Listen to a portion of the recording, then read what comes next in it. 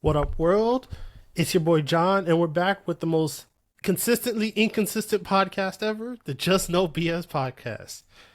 You could also say that we're in the danger zone.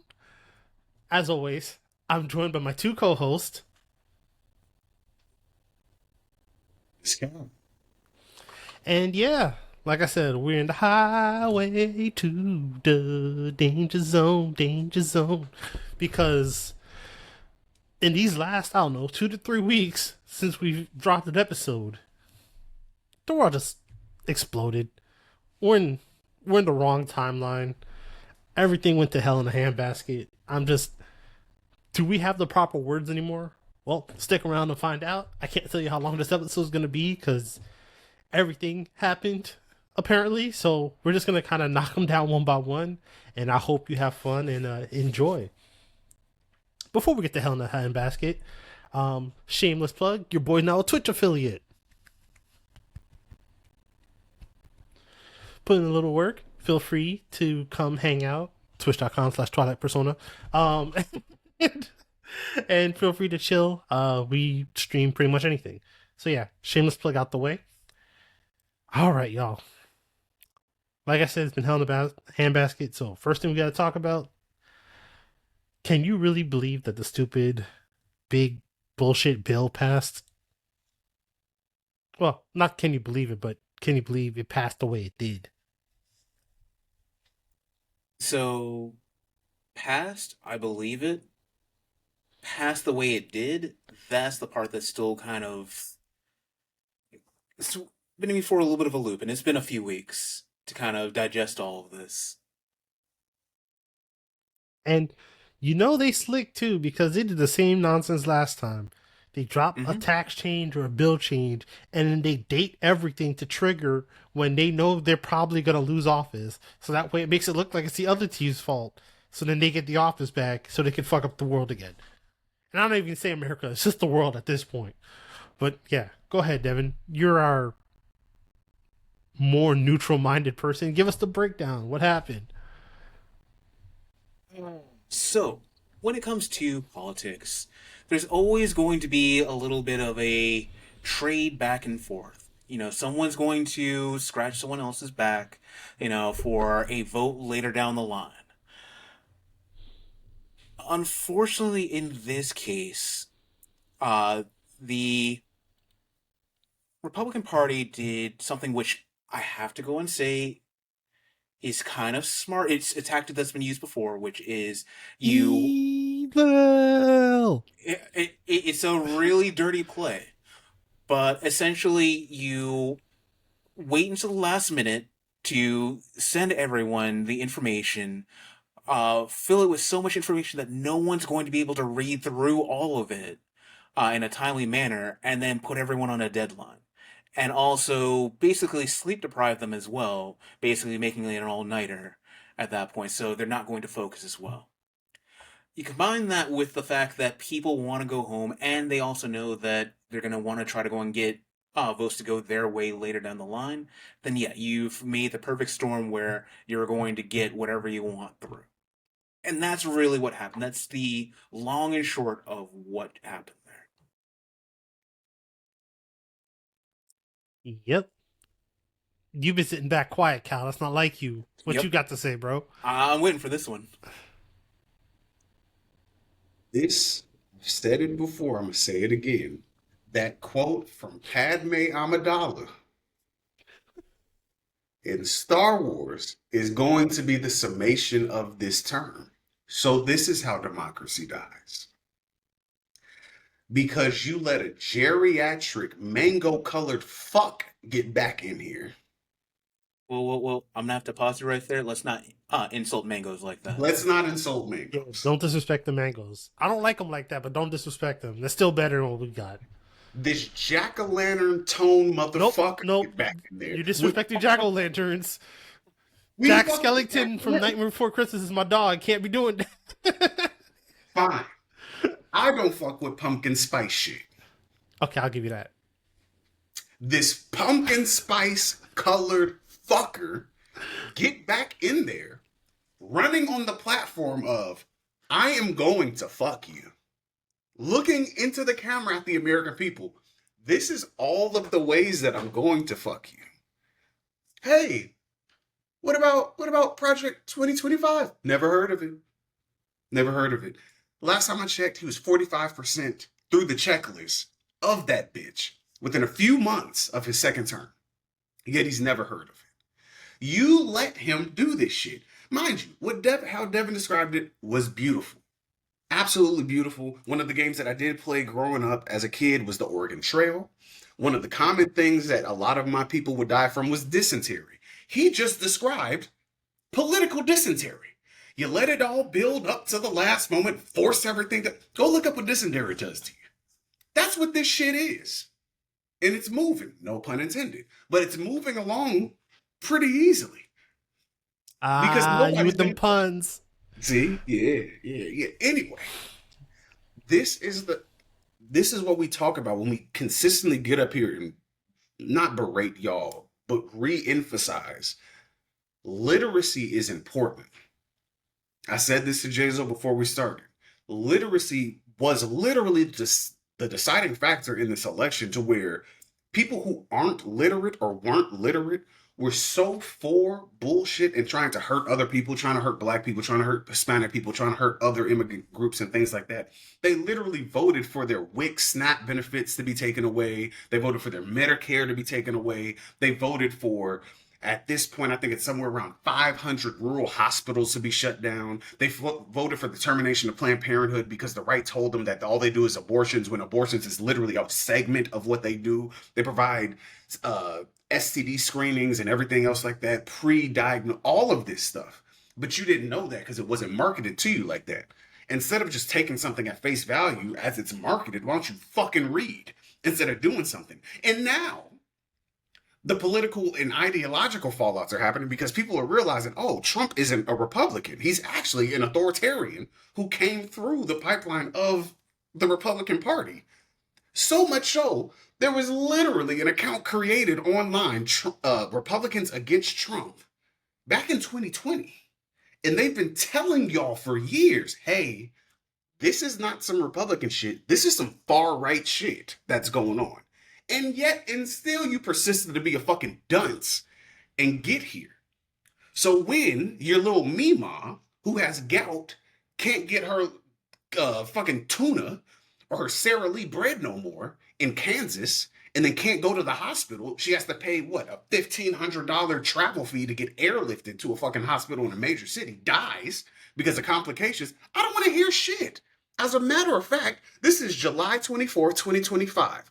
I am in celebration mode because Hulk Hogan died. You know why I'm celebrating that Hulk Hogan died? Because he's a fucking racist. And you know who you are if you supported this man getting another term in office after what he did the first time? You're a fucking racist. That's what I have to say about it. Devin's the PC one. Jazo's the nice moderator, who family-friendly guy. I am not. Y'all are fucking stupid, is what y'all are. And I don't feel bad when stupid racist motherfuckers die. It's also crazy. Last bar. We as a country have been praying for God to take a racist orange nigga out, and God got confused and just snatched the closest one he could in Hulk Hogan. This is what you're right. This is what happens when we don't do a podcast for so long. We are sub 10 minutes and he's already got off. You've been building up for too long, bro. My bad. But is he wrong though? He's not. What's crazy, I hate to be this kind of ridiculous, but it is just karma. Not even a week after they cut benefits to the Weather Service and the Red Cross and all these humanitarian things that we fund through, our bills and taxes, barely a week, the National Weather Service couldn't properly get out alerts to let people know in Texas that there was going to be terrible flooding, and we have roughly 40-ish people dead because of flooding that could have been prevented if y'all would just fund things properly. This is why, for years, I have said to people that government is not a business. So I got a question for y'all. Should governments make money? I'm gonna give y'all a moment of silence to think about it. Should governments make money? Kel, you go first. Because Fuck I have no. some thoughts. Fuck no. And this is the problem, again, this is the problem with a lot of y'all who are able to participate politically who never took any type of political class, any type of politics, anything. Basic high No, school civics. anything. Jason, they didn't even take intro to this. They didn't even take an intro class. They can't even name the three branches of fucking government, and they're They voting. don't know that there are three branches of government. Bro, We are I forget we who I are was watching. in I think it was that white kid, Dean something. He asked the dude how many branches of government there were, and the dude froze because he couldn't answer the question. And yet, you want to talk about you're not authoritarian or a fascist? You don't even know our government. no, and you're allowed to participate politically. You and again, the government can't oversee this. But I was talking about this with my wife. But it was like there should be like voter revoking things that you do or say because when people say like, oh yeah, if you get like a felony or whatever the case may be, stuff like that, like you lose your ability to vote. That's only for poor people. Like I hope y'all understand this. If nobody told you laws in this country were set up for rich people to be able to continuously succeed. So yeah, they may temporarily the guy from Wolf of Wall Street, he may have temporarily lost his ability to vote, but if you pay enough things, you wait enough time, you're able to fully expunge your record. It's just how it is in America. Yep. So, bro, this is dumb.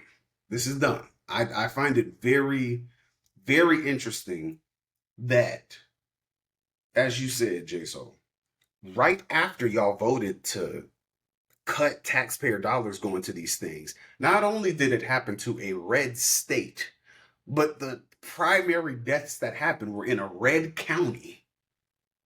Y'all asked for this. And for you to come back now and be like, we didn't vote for this, we didn't ask for this. Yes, you did. You voted for anti-intellectualism. You voted for racism. You voted for bigotry. You Freaking Andrew voted Schultz and his dumbass. his bitch ass. Fuck you. Oh, Fuck you. hold And your on. strong chin wife. Did we lose you, Devin? Devin! My camera went out. I'm fixing it right now, but Yeah, continue. Devin, where'd you see? See, they trying to deport Devin as we speak. You see the You issue? see, they're trying to take Y'all me see out. the issue? They trying to get him out of here. The moment he's getting ready to cook, they're trying to But get no. rid of us. But no, it's like, so first off, for the audience, I know I asked that question. I'm sorry, I kind of tricked y'all. The real question is, should governments make profit or revenue, not should they make money? And as we all probably agree, they fundamentally probably should not. Because a government is not a business. The goal is not to make money. It's a collective way that we govern ourselves. That's the point of government. And even though we happen to live in a quote unquote democratic capitalistic society, this ain't feudalism. We're not supposed to just bow down. No, Devin, he's officially gone. No, we're not supposed to just bow down to our Lord and say, "Here we go. I'm gonna go ahead and commit ritual suicide to protect you." Like it don't. It's not supposed to work like that. And they shouldn't, I'll take it even one step further. They shouldn't be able to participate in money making regardless while they occupy office. I think it should be illegal that individuals overseeing policies and things like that that can affect taxpayers and shareholders and things like that are legally allowed to participate in the stock market. Because essentially, that's insider trading. You're getting information that nobody else is privy to before they're privy to it with passing of certain legislations and things like that. There's a website that tracks that. Um, and I would encourage you to at least look into it. I didn't have it saved. I looked into it a little bit before election time. Um, and it was very interesting, like seeing where people's allegiances lie, not only with their party, but with their wallet and what people are comfortable doing and getting off on the regular American people. Like it's insane.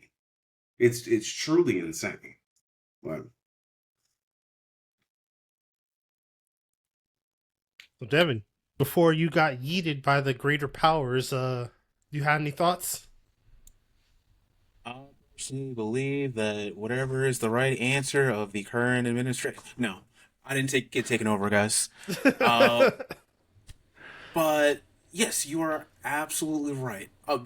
Generally speaking, when a president goes into office, what they're supposed to do is put their business aside. And there are three reasons for that.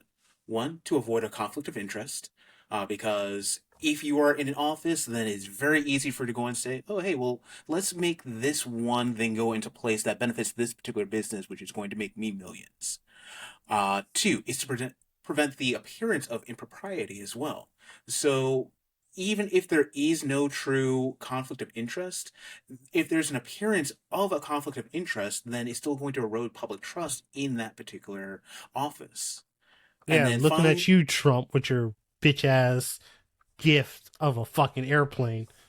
Go mhm, ahead, continue. My bad. which that is a whole situation in itself there. That's an international issue when it comes to that now. And then finally is to focus on the duties of the office because it is a full-time job. You're not supposed to be able to necessarily have time to focus on other business prospects there, which that's another thing that I want to go and look at you there, Trump, especially with the whole, oh, hey, well, he's got free time to do whatever he wants. No, once you're president, you are on the job 24/7. You're supposed to Uh, be. Yes. Now, of course, you're able to do things in your free time, but you are always representative of the role at any given time, 24/7. Historically, most presidents will either A, put all their holdings into, like, say, a blind trust, or they'll diversify their holdings to the point where it's so spread out that you can't really say that they're benefiting in any one way, or they'll divest the holdings to someone else and say, okay, this person is responsible and they are not tied to me in any major way. Trump is the first one to, in a direct way like he has, to go and say, nope, I'm going to retain full ownership and make moves that clearly benefit me and the people that I surround myself with. Yeah, because no freaking you can't make legislation against AI for the next 10 years, which is clearly some bullshit. Mm. You can't regulate freaking cryptocurrency as hard as you used to, clearly, because he's got bitch ass Trump coin now or whatever it's called. Like you're Trump coin and Melania coin. yeah, like you guys are clearly just trying to get rich between suing CBS and holding their merger over their head so that way you can make a quick buck. Like there's so much clear bullshit that y'all are doing, and then basically all of Trump's cult will just walk it up because it's God Emperor Trump. I'm sorry, but everyone is just circle jerking each other, and it's getting ridiculous. Speaking of guac guac, 2 points on that. Hey, yo. You have a Vanya coin? Mm. Y'all niggas out here trading hoe tokens? Hey, and crazy enough, by their current standards, she's an illegal alien. Yeah. My secondary follow-up to guac guac, we used to be a proper country. A nigga got impeached for getting his dick sucked in the Oval Office. And that was enough to calm down. This nigga has been impeached twice. Twice. 2 times, 2 chains, Duolingo, bitch. He's still here. Hold on. 2 times, 2 chains, Duolingo. You need to, Duolingo. you Don't need to forget to go on trademark that. Duolingo, everybody. The bird is looking at you. You got the Oh. subscription. You haven't followed up on your lessons in about 3.5 weeks. Do better. We see you like the birds see. Anyway, Ugh. y'all are fucking insane. I'm sorry, it's a lot of F-bombs today. It's been a while since we've recorded. It's a lot of political shit happening. I keep my finger on the pulse of it, as well as these other two gentlemen here. I just get more upset than they do.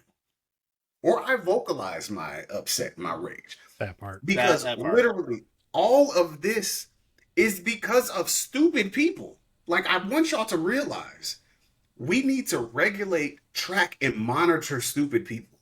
They should not be able to freely create children. Mm-mm. They should not be able to be openly employed. Mm-mm. You should not be able to vote as a stupid person, in my opinion. No, because you don't even know what you're fully voting for. And finally, you should never, despite how much fucking money that you have, get elected to public office as a stupid person. You literally have people's lives in your hands. Better yet, in your pen by what you approve and deny. And we have let white mediocrity go unchecked for so long because you have a subsect of bottom dwelling, boot licking, cousin fucking weirdos who are allowed to participate in this shit that we call life. I despise this shit.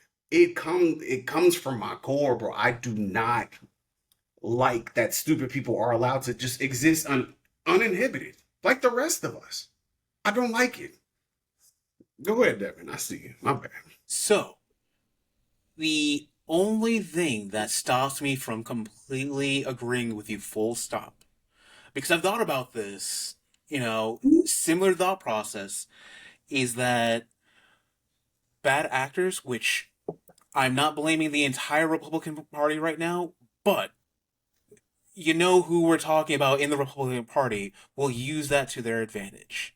Because Yes. all they need to do is just go ahead and decide, okay, sure, we'll go for that. We get to go and decide who is considered stupid. Boom.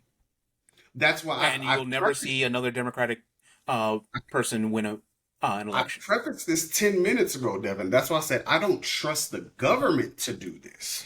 Mm. However, these are my thoughts and concerns. Like, absolutely no, because there's dumbasses on both sides. Mm-hmm. I am fully like a liberal. I am not a leftist. No. Because y'all are pussy. Y'all let him get this shit off. Y'all had this list the first term that he had, right? We knew about this the first term. And you let him get this shit off. And then it was only, again, conspiracy theory. It was only as a result of last year leading up to the election and everything else like that, to where the song that was heard loudest and most continuous around the world was essentially a degrading and highlighting of pedophiles with a minor, that y'all were like, oh, they don't fuck with pedophiles. Cal's jumping the shark a little bit here for our main topic, but to kind of wrap this part up before we hit our next quick hitter here, which technically is still talking about asshole pedos, but yeah, y'all reap what you sow. That's all I got. And the fact of the matter is, we get more and more stories every day where people are just wishing they could revote. Because it wasn't supposed to be me. I thought it was just supposed to be the evil people or the illegals or blaming other people. How about y'all look at yourselves and realize it is you. It is you. It is you. All right. So yeah. In other words. Oh, go ahead, Devin. Go ahead. That right there reminds me of the poem, which a lot of people know about this one. It's called First They Came. Because it starts out with, first they came for the communist, and I did not speak out, because I was not a communist. Then they came for the socialist, and I did not speak out, because I was not a socialist. Then they came for the trade unionist, and I did not speak out, because I was not a trade unionist.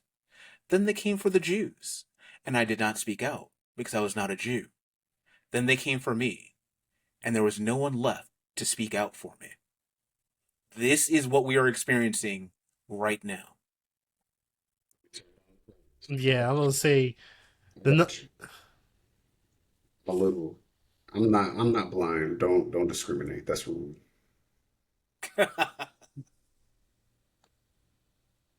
okay. So, for those who can't see it, the top arching quote is, "The leopards eating people's faces party. Proud member."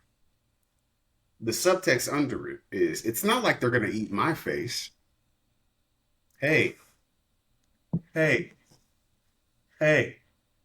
Sexual assault and sexual mishavings and things like that is about power. It has nothing to do with attraction. It's power. Your man's was out here diddling little girls to feel powerful with his homeboy, who was also diddling little girls to feel powerful. He got Once into the again, as Cal jumps the shark here real quick, we're go going to ahead, talk about as our final quick hitter go for ahead. the main topic. We're going we're going to go ahead and unfortunately talk about the resolution of a different pedo. So, last we spoke, the Diddy trial wrapped up. So we have, even though it's been like 2-3 weeks since that happened, the sentencing has not passed yet. So we know at most he can get 20 years. Now with appeals and quote unquote good behavior, that's probably be 9, give or take, not including time served.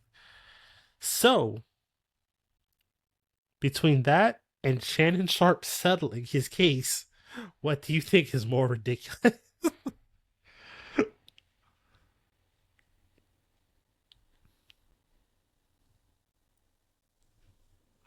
To go and say the Diddy trial to me is more ridiculous just because there's just so much more they could have gotten him on. It didn't stick. At least with Shannon Sharp, it's like, okay, you know what? By You're a dumbass. settling, yeah, you're a dumbass. That's really what happened there. Or at least that's what I believe currently with the current evidence is that A, he's just a dumbass. Um, Diddy, on the other hand, that was intentional. There's just no way about it you can go and say, oh, hey, well, that was just coincidence. Or no, no, don't lie to me. I'm a grown ass man. Both of them, in my opinion, are very ridiculous and unserious because of the work that was done by the prosecution and the lack of effort that was put by the defense when it came to jury selecting as well. Like starting there and then seeing how they cultivated their jury box um, to get a specific type of individual in there. Um, they were very intentional. The defense was very intentional about making sure that a lot of black people weren't in there. Now, quick question. From Mhm. what we know of Diddy's jury, it was supposed to be a very multicultural, multifaceted jury. So I'm wondering your overall logic there. I'm just curious. Because as he was tried in the state of New York, and when it comes to Fed cases in New York, like they are very, very, very good at putting people away. Period. Point blank. They are. So they actively were slowly picking black people out of it. So much so that even during the case, they replaced the juror with a white dude from like fucking Connecticut or something that had like a construction business that he owned or something like that. So when To be you fair, though, they did catch that one dude in a. Again, and I hate to say to be fair when we're talking about Diddy, but as far as the jury selection process goes, they found that dude was tripping about where he was. It seemed like he was trying to get on the jury, so he kept lying about where he lived. yeah, So, you know, yeah. you can get the fuck out of here. Like that's no, you can get the fuck out of here. But like there was um there was a thing that Denzel said in an interview to where they were essentially talking about like what directors could direct a film like Fences and things like that. And he kind of defaulted to it being like another black actor or whatever. And then he was like, it's a thing about culture more so than race. So you being able to understand the culture, that's more important than like just get a black person for black person's sake. Because all skin folk ain't kinfolk, essentially.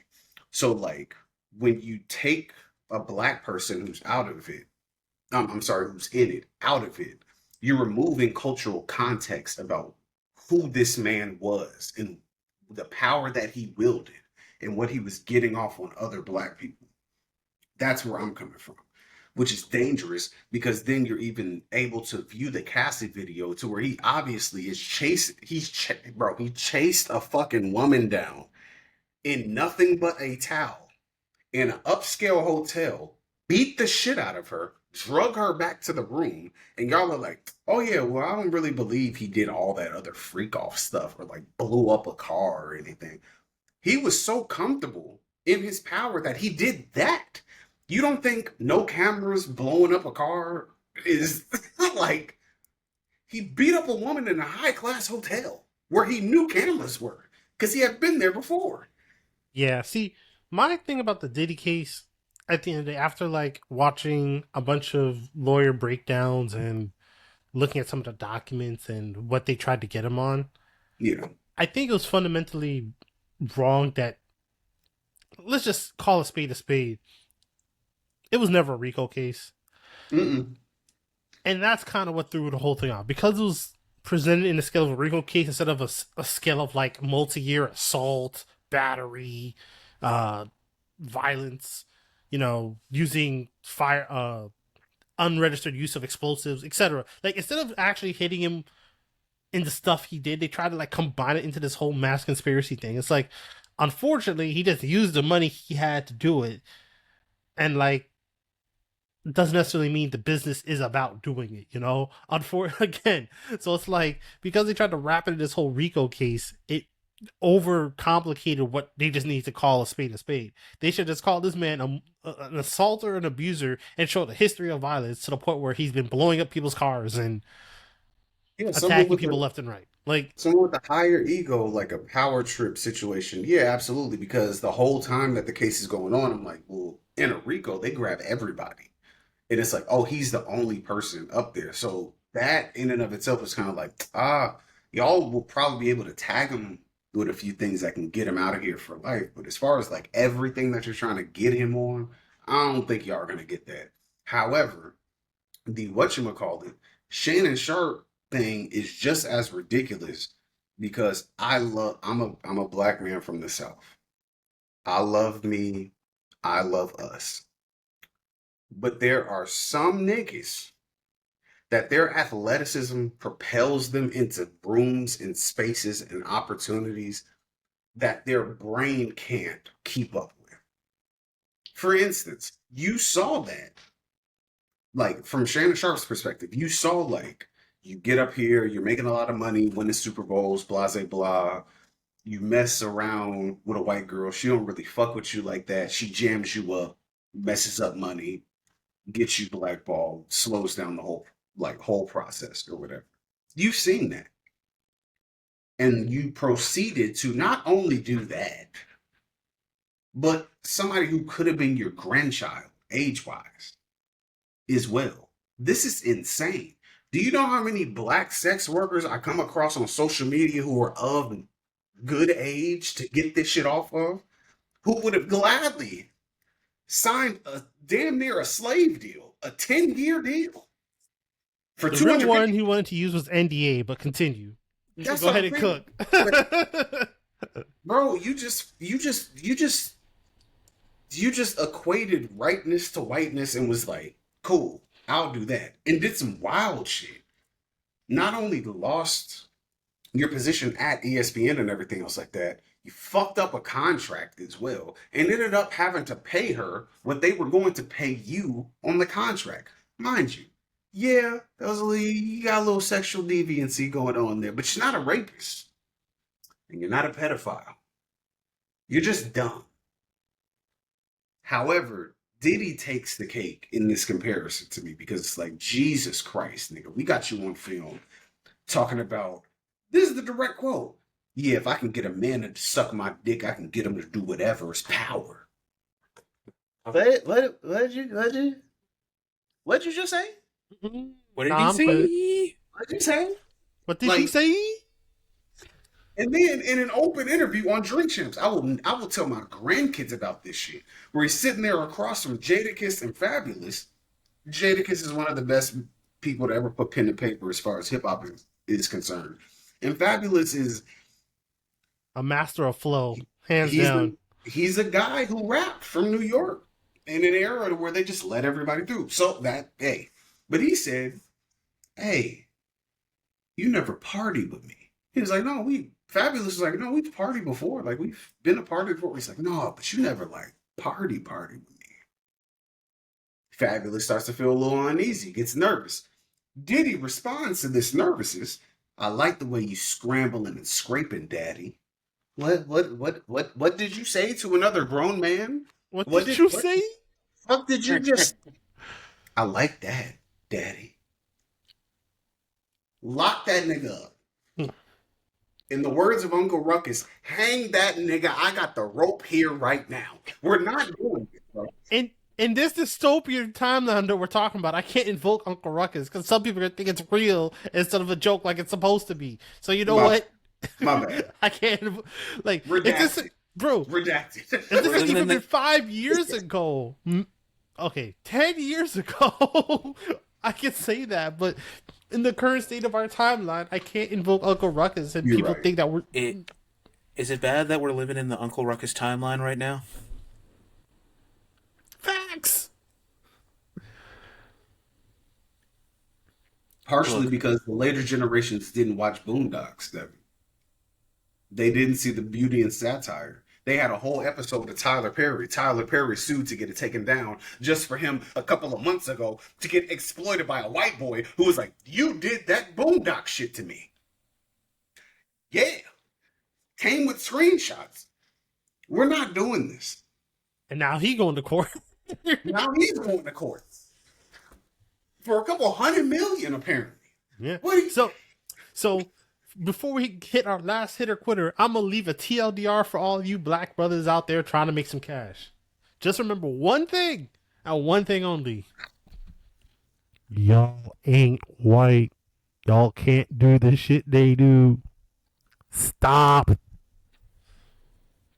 That has been one of my TSAs.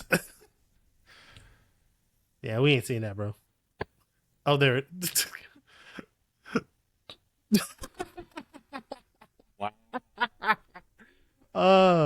For the people that can't see what he wrote, for our audio listeners, this man wrote just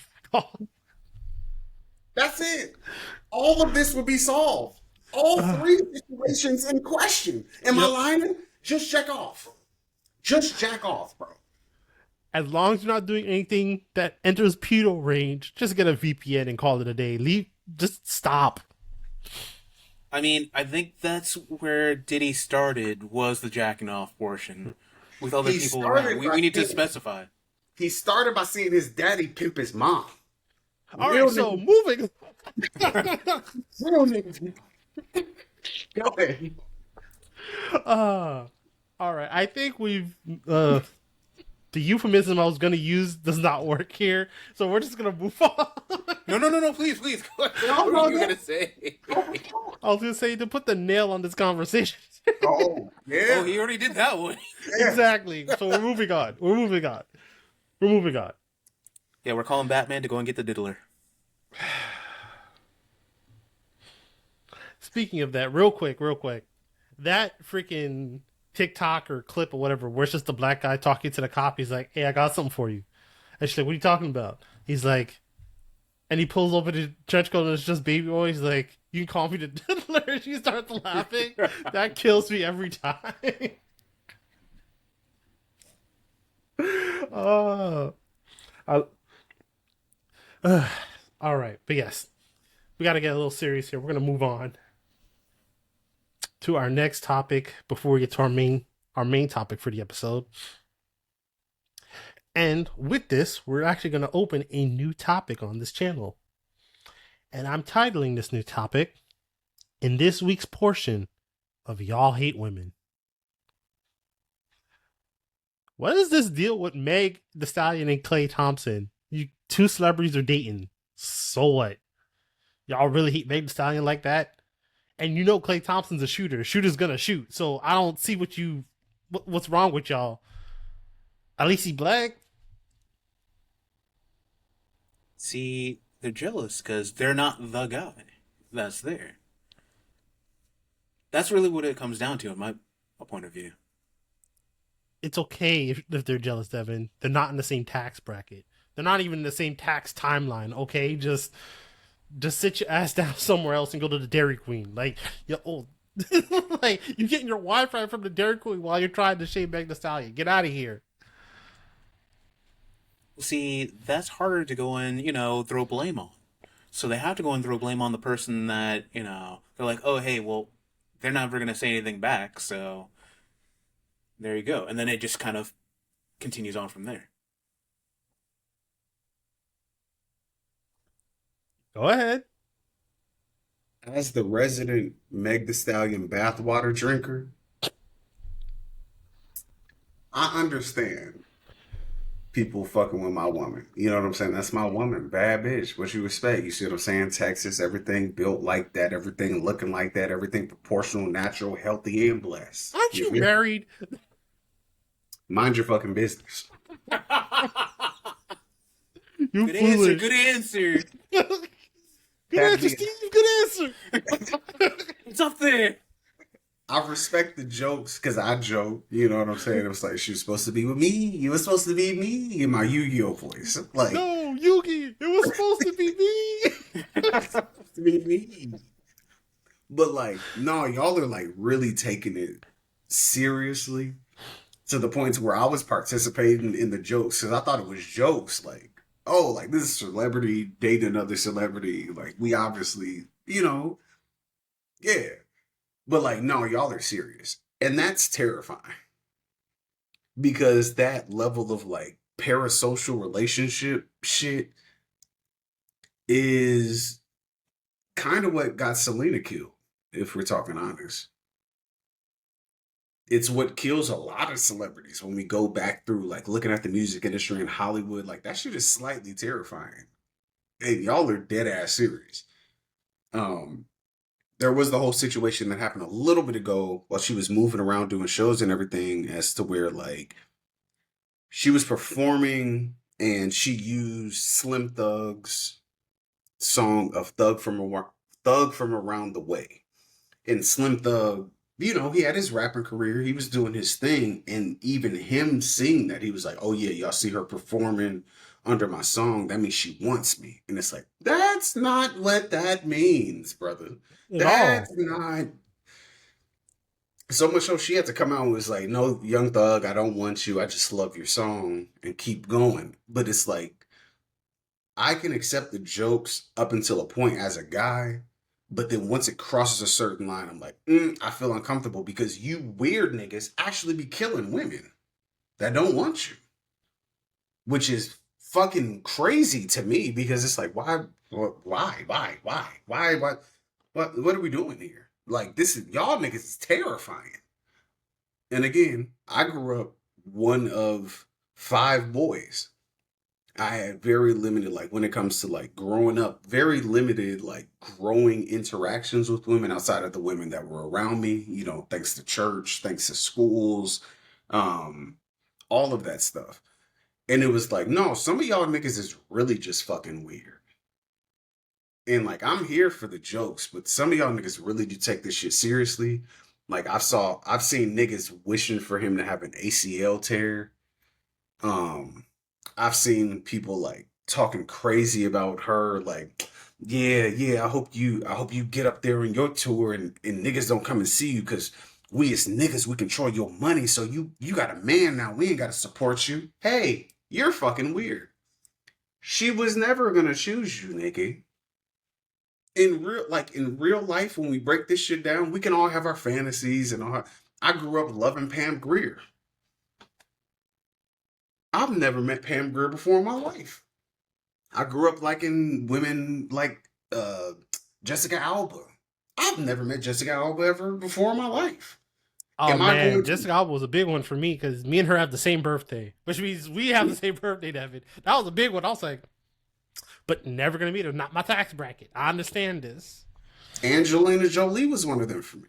She awakened something in me as a kid. I'm sorry. Raven Simone, I wish I could rescind that vote, but here we are. I won't lie about my past. Making good. Y'all niggas is terrifying. As a nigga, I'm telling you that y'all are terrifying. Because this was never a true option for you. This was something to like, fantasize about and keep it playful, keep it light. Like, yeah, she's just supposed to be on your list. No one ever finds out. You joke about it. You have a laugh with your friends, you move on. Yeah, y'all are really fucking terrifying. And Between then also, I saw y'all niggas doing like, oh, if I see that bitch after she's with Klay Thompson, like Tory Lane's gonna be the nigga that I'm like replicating or whatever. It's like, so you're shooting women because they are dating? What? You niggas lost the plot. Go they do never something. had the plot. Yeah, I was supposed to say, when did they have it? Y'all can't see it. I'm still posting it. I'm Not this sign. hey. I'm going to get this made as a sign for Just you like piss pillars. Just jack off, bro. It's not that serious. I promise it's not that serious. yeah, But I realized that toxic masculinity is at an all time rise, and men are just getting worse because, like, between this, the WNBA contract, the debate this week, and Nicki Minaj versus SZA, I'm just like, y'all are just entirely unserious. Like, what are we doing? Nicki Minaj is getting coked out of her mind while sticking by another pedophile as her husband, get into fights with everybody all the time, not helping no woman ever. Then the y'all people keep losing the plot with the WNBA. Y'all don't understand how businesses build. It's I'm sorry, I gotta go rant on the WNBA a little bit. So I'm taking over now because this is starting to piss me off. The WNBA players get 9% of the profit that is made by the WNBA. Every other major league, it's at least a 50% split from most leagues. NBA, NFL, NIL. Pick a three-letter sports league, it's probably 50%. They get 9%. So going into a contract negotiation before a major increase of money is literally negotiation 101. This happened in the freaking 70s when the NBA was renegotiating. It happened in the 90s. What do you think a lockout is, nigga? I'm getting tired of y'all. It's a renegotiation for money. That's why we have these things. That's the point. And then for all you people that say, oh, but the WNBA isn't profitable. It wasn't profitable until the NBA wasn't profitable until Magic and Larry Bird. And even then, it didn't get to this level of popular until almost another decade later when Jordan hit the scene. The type of money you get now is not built in 1 year. It's progressive wins and losses over decades. The WNBA is in its like 27th year. and And the Rumble, NBA's 27th year, they weren't even sniffing the money they're making now. What the hell are we talking about? Jason, you heard what I said. Rumble wasn't profitable early on, and they were still paying people enough money to make them walk away from Twitch deals, YouTube exclusive. Like, y'all just don't like women, bro. And at the end of the day, I'm not gonna call y'all the F slur because I'm here as a C mic. Personally, I would. Shout out to my gay niggas. I'm not disrespecting y'all. I don't mean it like that. You niggas, you niggas be getting bent by life. Shout out to Janet Jackson and why did I get married to where she said, oh, you doing the bending. You niggas get bent for free. Like by life. Not even by a sexual partner that you're interested in. Life be fucking y'all. Badly, raw, cream pies, dripping out, filthy. And we see that life has fucked y'all by the way that y'all walk. By the way y'all That's talk the thing. about How you women, carry like, yourself. It's drippage happening.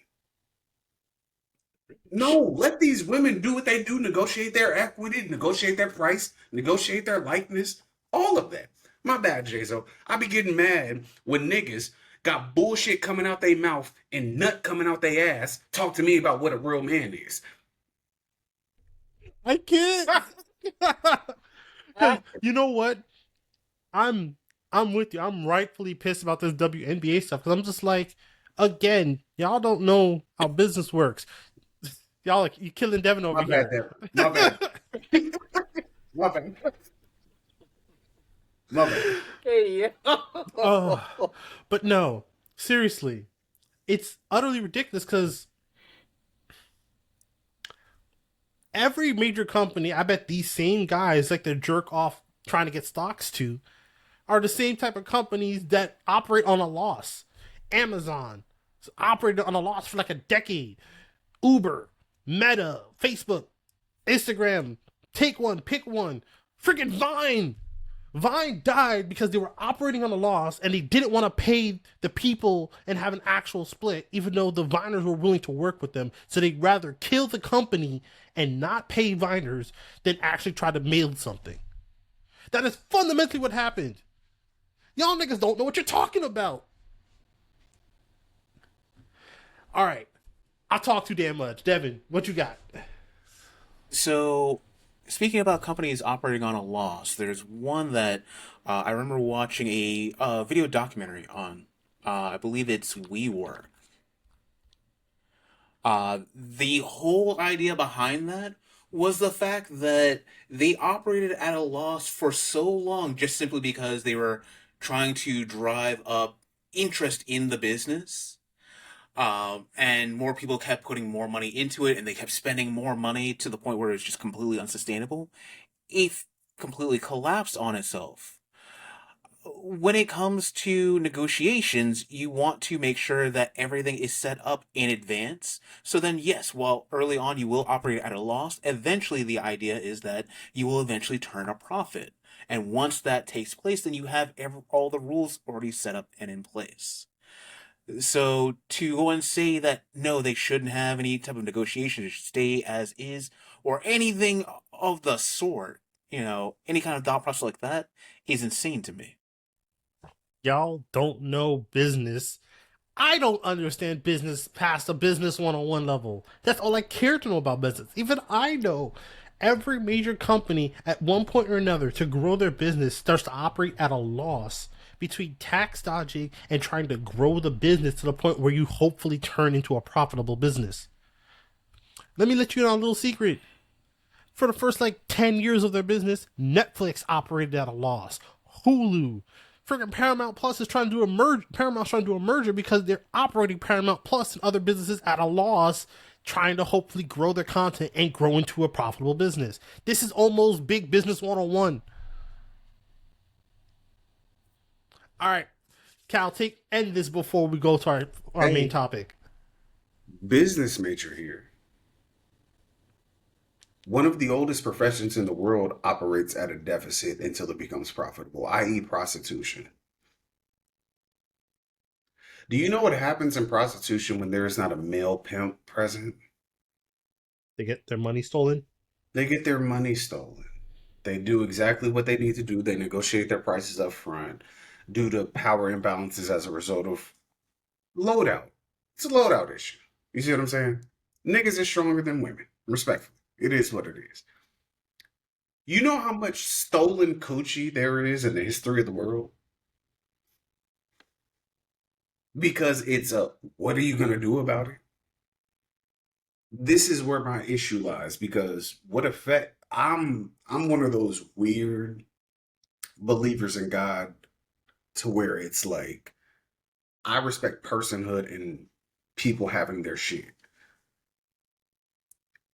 People in power oftentimes wrong people who are weaker than them because there is no stop. There is no overarching force for this. You see what I'm saying? A nigga can be like, hey, I want what does XYZ charge? He gets it, Strong's arm hurt, and it's like, I'm leaving. That's stolen coochie. I'm not gonna be one of these super duper progressive feminists and act like that's rape. I'm not gonna say that because I don't think that that can fully contextualize what rape is. But nigga, you stole from a small business owner. A little crass, but yeah. Yeah, that's I mean, at the end of the day, yeah. that. But we're looking at this, and then as that goes and that metastasizes, and we look at other things, they have stolen so much from us, and they being the upper super duper rich class who is able to like bump stock like the patent agencies and everything else. They've stolen so much from creative individuals and created generational wealth themselves by being just fucking thefts with money enough to insulate themselves. It's like, okay, well, something has to give somewhere. And that's where I'm praying for the balance to come in. And that's what I support people actually having the balance come in because this is fucking wrong, bro.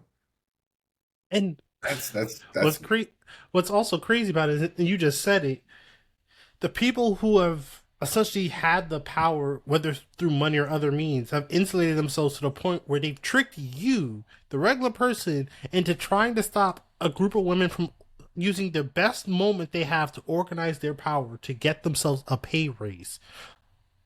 Hell, Angel Reese can't even afford where she lives off her regular WNBA salary. Her WNBA salary, I make only a little bit less than she does. And I'm a regular working dude. The LFL should be able to exist alongside the WNBA. I don't think, for instance, I don't think the WNBA should skimpify their uniforms and things like that and like over sexualize themselves, right? Like they're women who were playing basketball. That's how it was presented. That's what they walked into. That's what they signed on board for. LFL, Lingerie Football League, you knew what you were signing up for. It's in the name. The Lingerie Football League. I forgot that was a thing for so long. No, it's fire. I fuck with it. When I catch it type shit. But then women will run a lot of niggas over because they're actually professionals in their craft. But they should not be disrespected. Neither should the women in the WNBA be disrespected because their uniforms aren't that of the LFL. You see what I'm saying? I do agree partially with what Shaq said a couple years ago to reset, bring the rims down, because I want to see a high flyer woman. I do. I want to see a Vince Carter woman, but I'm not saying that they deserve to get paid less inherently because they're women. That's fucking weird. Heck, but I do want to see somebody get dunked on. I can't hold you. Heck, our women's soccer team, the national women's soccer team, has been the better soccer team than the men for like the last 5 years, and yet they barely see a third of what the guys get. Like, look, at the end of the day, this is just more minorities fighting for what they deserve. Like, just because it so happens to be women, don't let that for the plot get away from you. This is a group of people using their bargaining power to get more money before a major negotiation, so that way they can make sure they are, as the players, are set instead of just the product being set. And that is what it is at the end of the day. Not mad at you. Final bars before we head up our main topic, Devin? So when it comes to negotiations and things of that nature, my thought process is, if they negotiate an amount that is equivalent to what the men get out of their costs and so on and so forth, and they're still making less, then that's a business issue right there. That's just, hey, there's not enough money coming into the business to support that same type of payroll there. But if they are making less than men just simply because they're getting a lower percentage, despite the fact that they are still putting in effectively just as much effort, that's a problem. Yeah, so final numbers before we move on. From the last thing I read, the WNBA, the players, they only get about 9% of the profit share. If I remember correctly from what I read, they're only trying to negotiate themselves up to like 18%. So again, the NBA, the NFL, and the no, not hockey. It might be hockey. No, NHL. Yeah. No, you're right. It is hockey. They get 50% profit share. So that means half of what that league makes goes to the players. The women are barely asking for a fifth. When you put it down to simple math, it is barely a fifth. Right now, to get a tenth, they're trying to get a fifth. Like, Look, if you're out there right now complaining about a 2% raise at your job and trying to negotiate more, I don't want to hear you say shit about anyone trying to negotiate a rate for themselves anywhere else. That's all I gotta say. Beautiful final bar. On that beautiful, lovely note by Devin, we're going to go ahead and hit our main topic. Like I said, it's been a while. We've had too many hitter quitters we had to cover. But now, this kind of all the stuff we've talked about so far kind of comes down to one boiling topic point, and I believe Cal's taking the reins. Because this was something he wanted to talk about for weeks now, and we just hadn't had a chance. People got sick, some other family stuff popped up. We couldn't be here. But you know what? The This is like the biggest news of the day. We're gonna kind of put it all together here. So, literally like 4 days ago, if you've ever heard of the YouTube channel Jubilee, they like to do those 1 versus 20 type videos where it's like one person has a point and then other people on the other side get to debate that. If y'all have been living under a rock, a complete leftist had a debate with a bunch, essentially 20 fascists, to the point where one dude openly said he's a fascist on Beyonce's internet, Whoopi Goldberg's internet, whoever's internet that you believe in, openly said he's a fascist, and now apparently has lost his jobs. Apparently. We have not been able to verify it other than he said it, and that man's probably a liar, so who knows. But this comes to a point where we need to understand the need for proper sources. And on that note, Cal, take it away. This is all you, brother. I truly don't understand where there is a situation as to where this is a negotiable. Sources mean everything, and when competing against things like fascism, being able to cite your sources is very important because in the judiciary system, things have not precedent. Thank you. Precedent. So when things happen legally, it establishes a precedent, and then we move off of that moving forward. With that being said, in America, I would have thought we would have known better than to empower individuals of wars that we won. I.e., why the fuck does a Confederate motherfucker have anything to say? And why are they comfortable saying what they need to say or what they feel like they want to say? Why the fuck does a Nazi get any type of air to breathe here? Didn't we fight these fucking wars? I know my ancestors were in them fucking wars.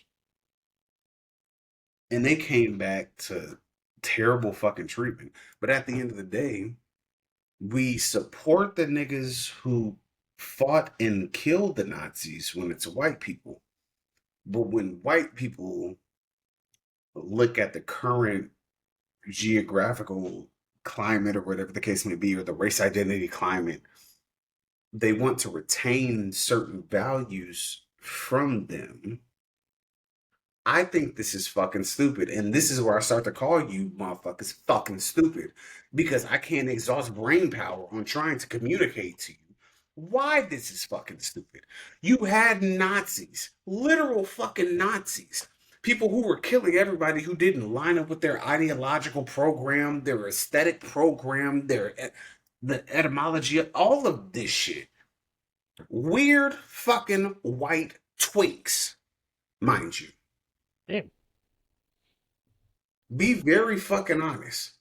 These were little gay boys running around, dressing to the nines because they're gay.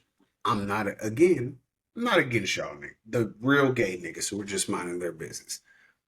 You closeted niggas that be fucking up the whole LGBTQI, all of that. Y'all niggas is the fucking problem because you hate yourself and you hate how you feel about loving yourself. So you hate people who look and operate like you.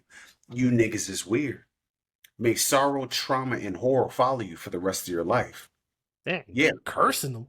but with that being said, we have a whole it's fucking weird, bro. Because at the end of the day, all you have is you. All you have is what you believe in, what you identify with. And these people are choosing to align themselves with misogyny, bigotry. Some of you niggas like to play straight, do conversion therapy as well. This is disgusting. And this is what's actively overarching happening on the right wing as well. You have this shit that's moving itself into main stage politics, which is dangerous. You have a bunch of niggas who don't like who they are telling people who love who they are what they should do, how they should look, and what their rights should look like. That's very dangerous, in my opinion. Jason, you know I can rant. I'm going to stop right there. Hey man, this was all you. This was your topic, bro. Cook. I'll interject when I have to. So can Devin. This nigga at Jubilee is a hairless fuck. Oh, the one that got fired? Yes. This nigga is diabolical, not only to the representation of their party, of their schedule, Ideology. of their program, or whatever. He looks like Rosie O'Donnell, ironically enough. Hey, Rosie O'Donnell has more balls than this man right now. She actually had the balls to call out Trump. But in order for him to get facial hair, he would need gender affirming care, which he's ironically against. Terrible. Horrible. This is what we're dealing with. This is what we're dealing with. We have to deal with people fighting against their own hidden passions, against people who have no problem living their life. So I hate y'all niggas. So the worst part about this whole thing is that dude straight up looked dead into the camera. So here I am, laughed, and then that man said, "I'm a fascist." Into this internet, straight into the camera, laugh, and then you had the people in that circle clapping. We need to bring back shame. I won't even say that's the worst part. The worst part is not only did he get that shit off, and then a fucking strong mustache Mexican conquistador come behind him. That dude was wild. Fuck that nigga. I would say what I want to say, but I'm gonna relax. I'm gonna respect y'all's situation because I had a slur right there. It was coming off the hip very, very fucking quickly. We could talk about enchilada sprinkling and everything else like that. We could talk about swimming, backstroking. We could get these off very quickly. However, in a professional setting, let me say this. This man did that, lost his job, posted a GoFundMe, and these racist fucking ne'er-do-wells raised almost $20,000 for him within 24 hours. You know what's ironically hilarious about that? These are the same racist people that talk about we don't have no money because all these immigrants are here. But yet y'all got money to defend another races. So clearly y'all are making money. So what are we talking about? But logic does not work with these people because that man hit each and one of them with straight logic. Because every time they tried to think they were about to trap him, he's like, "That's not what I said. I asked you a question. What would you consider yourself? Are you a fascist?" He just hit them with their own shit in their own face several times. And these guys don't have shame. We need to bring back shame. We need to bring back bullying. Fuck that. I agree. Bullying works. Bullying is the guard of can you get here or not? I don't give a fuck. Bring back bullying, bring back hazing, bring back all that shit that y'all said was bad. Because I don't know about hazing, but bring back hazing. I am sick and tired of niggas being representations of organizations, schools of thought, all of that shit, and they don't have to pay their tax in blood. Period. I know you don't want to hear that from me. I get it. I get it. I fully understand. However, there was tax that went into being a far-right extremist. There was a tax that went into Nazism, right? You risk being deported. You risk being ostracized. No. Pay that shit in blood. Are you a Nazi? Yes. You paid that shit in blood. Cool. Deportation. Fuck, nigga. We're not doing this shit with you. I'm sorry. We literally fought literal wars for this shit. People don't have grandfathers anymore.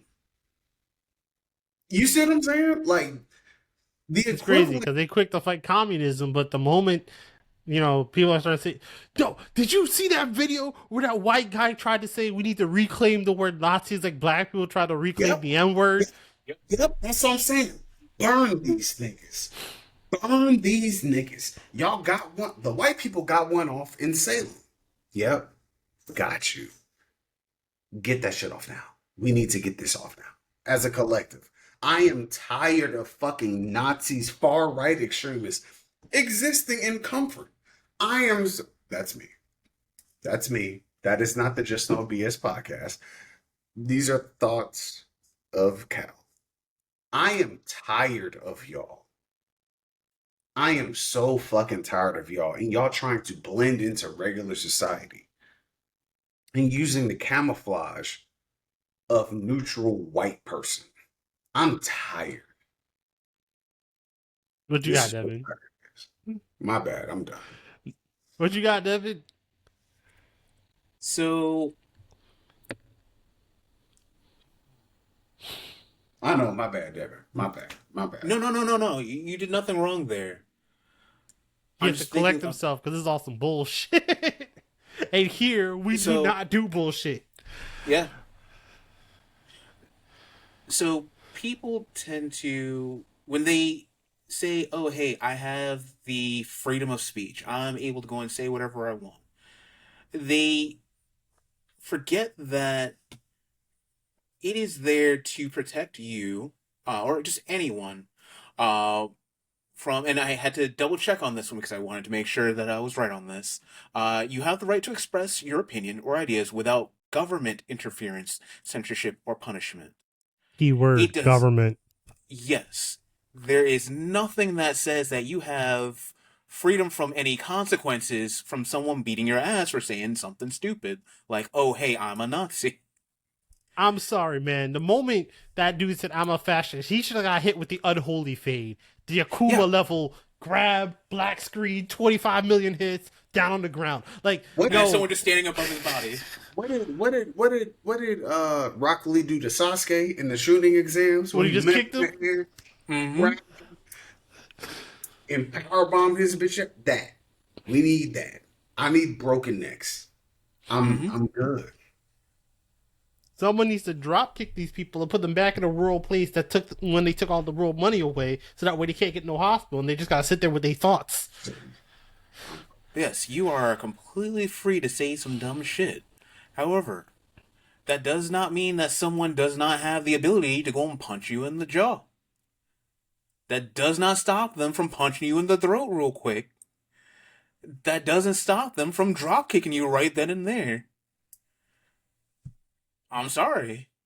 That's what happens. If you have something that you feel that you have an opinion on and you are willing to back that up and stand by that, you know what? So be it. As you said there, Cal, if someone wants to say, "Oh, hey, I'm a Nazi," and everything, and they want to stand by that and they want to pay that tax, you know what? All for it. Go for it. Have fun with that. Just know that doesn't give you an automatic protection from someone doing something about it. I'm sorry. And you know what? It's getting worse because like we have this situation, and then this is almost like our previous segment, but like RG3 talking about Angel Reese and refusing to talk about his source in Angel Reese's family. No one in Angel Reese's family talked to your bitch ass. I'm sorry. You just wanted to say some shit about Angel Reese and act like you were trying to defend her, but really you're just using instead of a backhanded compliment, it's just a backhanded, diss track. Like, get your bitch ass. Sorry. It's just a backhand. No. It's just backhandedness. And Shaq should just roll up on you and power bomb you to the next millennium. Like, what are we doing? I'm gonna say this, and this is the only thing. Sorry. Before you say that, We are Go in the ahead. wrong freaking timeline. We need shame. Like, I don't want to say we need hazing back, but we definitely need a level of bullying back because, again, I don't know if I can go as far as hazing, but at least for me, we need to bring back a level of bullying because y'all people is tripping. Just straight up. So, as a kid who was, I guess you would call it a victim of bullying. Well, yes, I was always told by my parents, hey, don't get into fights, don't do any of that stuff, so on and so forth. Until one day my stepdad finally said, you know what? Go for it. Take that swing. And I made sure to make full use of that. But that's neither here nor there. Instead, I learned that I either had to figure out some way to convince that bully to stop, or convince the people around me that I was right in my thinking, in which case they would also be able to stand up as well. If you are not able to defend your argument there and convince other people that you are correct on that, then you kind of deserve whatever comes at you for saying some dumb shit. That's all I'm saying. There's a ebb and flow to the whole bullying and, going with a less violent option back. As long as you are respecting both sides of that, then there is a place for it. But right I'll now, be, there isn't a balancing part for it, in my opinion. no, there's not. That shit is cooked. I'll be honest. Mm. I got a childhood story for you too, Devin. Boom. There was a kid. I was going to private school at the time. Mm. Um, I was there on scholarship to grandparents are helping pay for it. Um, I was playing football in the marching band, but it was a bunch of white people there this was around the time Obama first got elected. Mm. And I was hearing racist shit, super racist shit, like going through like classes regularly. Like it would be like little comments here and there, saying some racist shit, and I was like, oh, okay, okay. And my thing always goes to I'm going to be comfortable type shit. Like my thing is, no, we're not doing this. So I found one of the guys who felt comfortable getting his racist shit off. And I remember this shit like it was yesterday because this was the only time in my life I really felt like a bully. But I found him because he had, he was saying some bullshit, but he also was a little white guy, a little lanky. He was a little taller, and I grabbed him and boomed him into the water. And I stood over top of him, and I was like, "Yeah, I could really, yeah, stop Bing, playing." bing. But they were like, "Oh, that's fucked up. His mom just died." And In my brain, I understand how I feel if my mom passed. But my thing is, I'm showing y'all I'm not playing. I don't give a fuck about a dead mama, nigga. Fuck your dead mama. You're racist. Respectfully. I had a very great time for the rest of my tenure there. Because fuck your mama, nigga. Give a fuck about your dead mama. I ain't kill her. God did. Fuck, nigga. Chase God. damn, not God did. My bad. But this is how my brain works, and it worked like that since then up until now.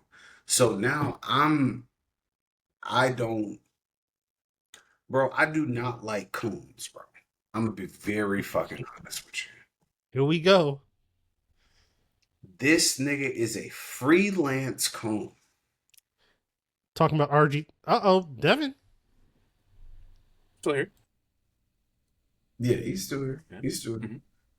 RG3 is one of those niggas who just isn't a solid black man, if that makes sense. Like we can colloquially joke and everything, nigga this, nigga that, da da da. But like as a black man, you don't stand up to the criticism whatsoever. Even so much so, I'm looking around Twitter today when Hulk Hogan died. We're all joking. He's a racist. Fuck him. throwing shit on the grill, people doing cigars and everything. And he's, oh yeah, best wishes to the family. He's a fucking racist, bitch. Like, what are we doing? And this was the same person that shared a picture of Angel Reese being personified as a fucking monkey to try and get a joke off. Jay-Z, you're muted. You're muted, Jay. Appreciate that. And fuck RG3, man. Yeah, like I don't fuck with that shit, bro. That's weird.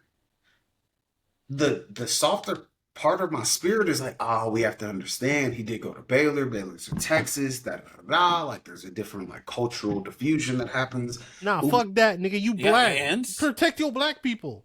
Yeah, and ever since he's gotten into the spokesperson role, y'all are amping me up. Stop amping me up, because you know I can crash out. Stop. Stop. This is my fucking problem with this fucking childish braids ass nigga. This nigga sat back when he was getting ready to critique Angel Reese. He had his white wife in the background. And he responded to Ryan Clark and was like, oh yeah, you're talking crap about my wife. Ryan Clark wasn't doing that. You didn't say a damn thing about your wife. But this is my prop. Like, you're a fucking coon. Like, I think the world would be literally better if y'all niggas didn't exist. You coon ass niggas. Angel Reese ain't gonna, bro, she's not gonna jump crazy. But Caitlin Clark for sure isn't gonna fuck you. None of these white people that you defend heavily are gonna fuck you. I mean, that's not to say you being a nigga who came from a college in Texas, got to the NFL, had a okay career, and then got slotted into ESPN. That's not to say that you didn't get fucked by white niggas, because you probably did. Because of your lack of racial self-esteem, you probably got fucked by them. But they don't fuck with you. No spine. Yeah, no spine, because you took it up the back. Yeah, fucked up your coxobone, bitch ass nigga. This is what happens. This is what happens when we go too long without making episodes, man. We got too much. We keep our wittiness too locked up. It has to be weak. They can't rearrange your spine if you don't have one. Exactly. Oh my god, bro. But what did I say, Devin? I don't take shit from niggas with an ass full of dick and a mouth full of nut. I don't. Wait, it swapped this time. It was the other way around the last time. We go bi-weekly. This nigga is bi-weekly. I'm sorry. I don't know what to tell you. Like, oh my god. Nigga's a fucking cupcake. Get him the fuck out of here, bro. I'm tired of, bro. Fuck out of here, bro. So, my bad, Jason. Continuing our conversation on sourcing and sources. This is also some of the same nonsense that we've been experiencing with this whole Epstein list bullshit. We all knew Donald Trump was on this damn list. Everyone knew it. And now the Wall Street Journal basically came out with the receipts telling him that your administration told you that your name was on the list. Not once, not twice, but multiple times. This lady was basically telling you like LeBron was trying to tell everyone on the Heat. Not 3, not 4, not 5. You on the list multiple times, bro. So now he's crashing out trying to get everything under the sun to... Uh-oh, Devin. Look at that, we broke Devin. My bad, bro. I'm sorry. But no, like... This is why we have to hold, like, sources to task here, because...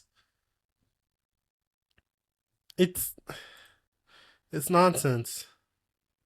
It is. It is. There he goes. We'll get him back.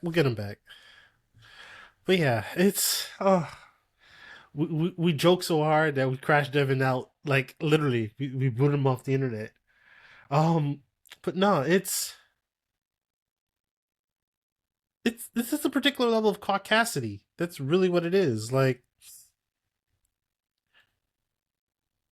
no, I'll be honest with you. There is There is telling a lie, and then there is lying in a way that you can't be defended.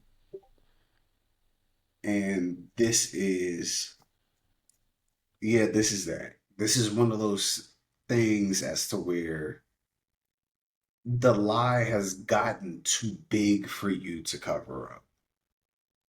And I don't see a situation as to where this works out perfectly. So, what's also crazy about this whole situation, like you said, they're the lies that we expect from politicians. You know, like, oh, you twisted the phrasing a little bit to make you to get someone off or whatever. There's those types of lies that we all expect from politicians. I don't care if you're Obama. I don't care if you're George Bush. We all know you're a politician. You're gonna do a little bit of that. We don't care. This is just such a lie that you're insulting my intelligence, bro. No offense. And then Wall Street Journal and everybody else starts coming out with the receipts this week, and it has been hilarious. From his Epstein being there at his like third marriage, Epstein being there when he got divorced, Epstein being, bro, at this point, Epstein's in the background of all your pictures. He could have been the background of your golden shower picture. He could have been the background. Hey yo, He's in the background. Epstein back like Basically, like, this man is out here looking like a Batman villain in half of these pictures, just in the background. But they got your receipts all the way from the 90s, bro. Just you in the files. We knew you was in the files. You just they got and you your in own 4K. base and your own base is actually starting to realize that you lied to them. I mean, it took them a while because they're finger readers, mouth drinkers, milk drinkers and mouth breathers, but like it took them a little bit to get there. But it's like, oh well, thank you. Welcome to your third graduation of eighth grade, you bitch ass illiterate. We've all been here waiting for you to catch up. No, I'm not going to be nice, Shazo. I Fuck wasn't. I was gonna say that. I was saying you lied to them. You lied exactly. to them. Return of the. That's what's happening to them. They're Well, realizing they got played. allegedly, he's looking at like what untreated chlamydia. So I guess the song will really be "Return of the Clap," if we're gonna be honest. Hey yo, So no, fuck y'all, fuck that, fuck him, and fuck this. Because this is that's the what's happening. easiest cut and dry situation I've ever seen in my fucking life. You got a nigga that took pictures next to the nigga They're for like 25 years. they got pictures like broed up. They got pictures arms on shoulder. You got pictures of Epstein in the background doing the flash meme. Like, what are we talking about? We This knew man was out here owning beauty pageants. Y'all are sick. Y'all don't give a fuck about protecting children. Y'all care about protecting children so that you can fuck them. That's what that is. Y'all are sick, and we know you're sick. That's the funny part because social media lasts forever. We got y'all. We saw what y'all said in 2016, 17, 18, 19, 20. Now we're in 25. You stupid motherfucker, we got 10 years worth of convictable evidence on you. You're dumb. All of these child sex trafficking rings, things that have been happening, I can't speak for y'all. You know, y'all are where y'all are. I'm in Georgia. They've been clapping these MAGA niggas the fuck up here in Georgia. Finding people. Niggas have terabytes of child porn. Terabytes? he took his glasses off. I can't. Terabytes? Terabytes. Word? You got GTA 5, Baldur's Gate, Call of Duty, NBA 2K, Madden, NCAA's worth of child pornography, nigga? Hey, we found out that he was in the Epstein files before GTA 6. damn. Found out about that before Half-Life 3. That's never coming out, bro. These are children. You niggas are sick. You think I'm gonna respect you as a human being? You need to be executed. I'm tired. I'm tired, bro. And this is why we gotta hold these sources to task. Y'all need to start thinking a little bit. And the worst part is, y'all want to. We have on these. We have access to all of the world's knowledge, and y'all won't do one of these real quick.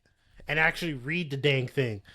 See, at the end of the day, sources don't matter anymore. Ever since the whole fake news, Yeah. meme started, that's all it's been. Like, it doesn't matter what proof you bring to the table. It doesn't matter. If they don't want to believe it, they're not going to believe it. They are going to believe whatever they want to believe, whatever narrative they want to have as reality. That's what they're going to believe it. Evidence be damned. And ironically, the evidence of that is Elon Musk and his AI bot turning from, oh, this was too progressive of an answer to, oh, now Mecha Hitler. What are we doing? You turned one button and you went from, oh, here's information. This is actually an anti blah blah blah talking point to, bam, I am now Mecha Hitler. Kill all people. Like, what are we doing? Anyone who defended Elon with the whole, salute there, and was saying, "Oh, hey, that wasn't, a It was Nazi the salute at all." drugs. Come back to me right now with the whole, Mecha Hitler thing. Look, please, It was go the ahead. drugs, Devin. It was the drugs. He was When on too was much it? ketamine. So when did he stop? Like 2 Because days. apparently he's always been on it, and they voted for that. That's what they wanted. Bro, it stopped for So 2 when did he days stop? when he actually was fighting with his boyfriend, Donald Trump. I mean, when he was fighting with his husband. I mean, when he was jerking off Donald Trump in the corner. Because, I mean, at this point, it's all it is. It's just a giant circle jerk. I don't know what's going on. It's nice. It's nice. It's nasty work.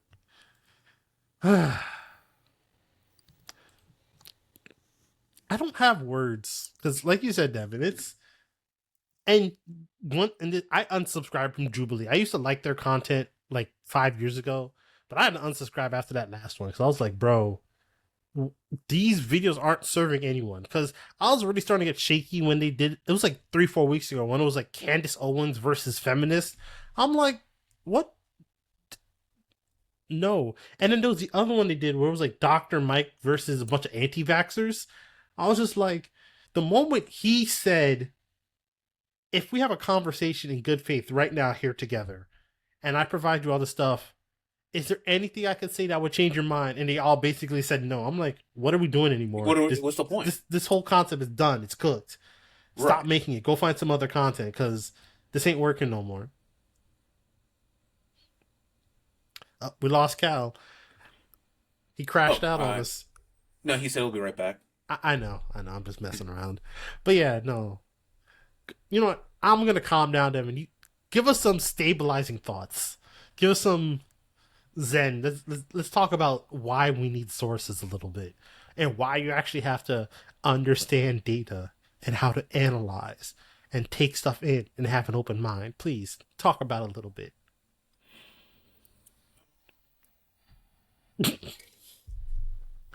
So, in an ideal world, we would have people who support their opinions or things that they claim as fact with evidence, with sources, with where they got the information, so then that way other people can judge that information fairly and come to their own conclusions as well with correct information.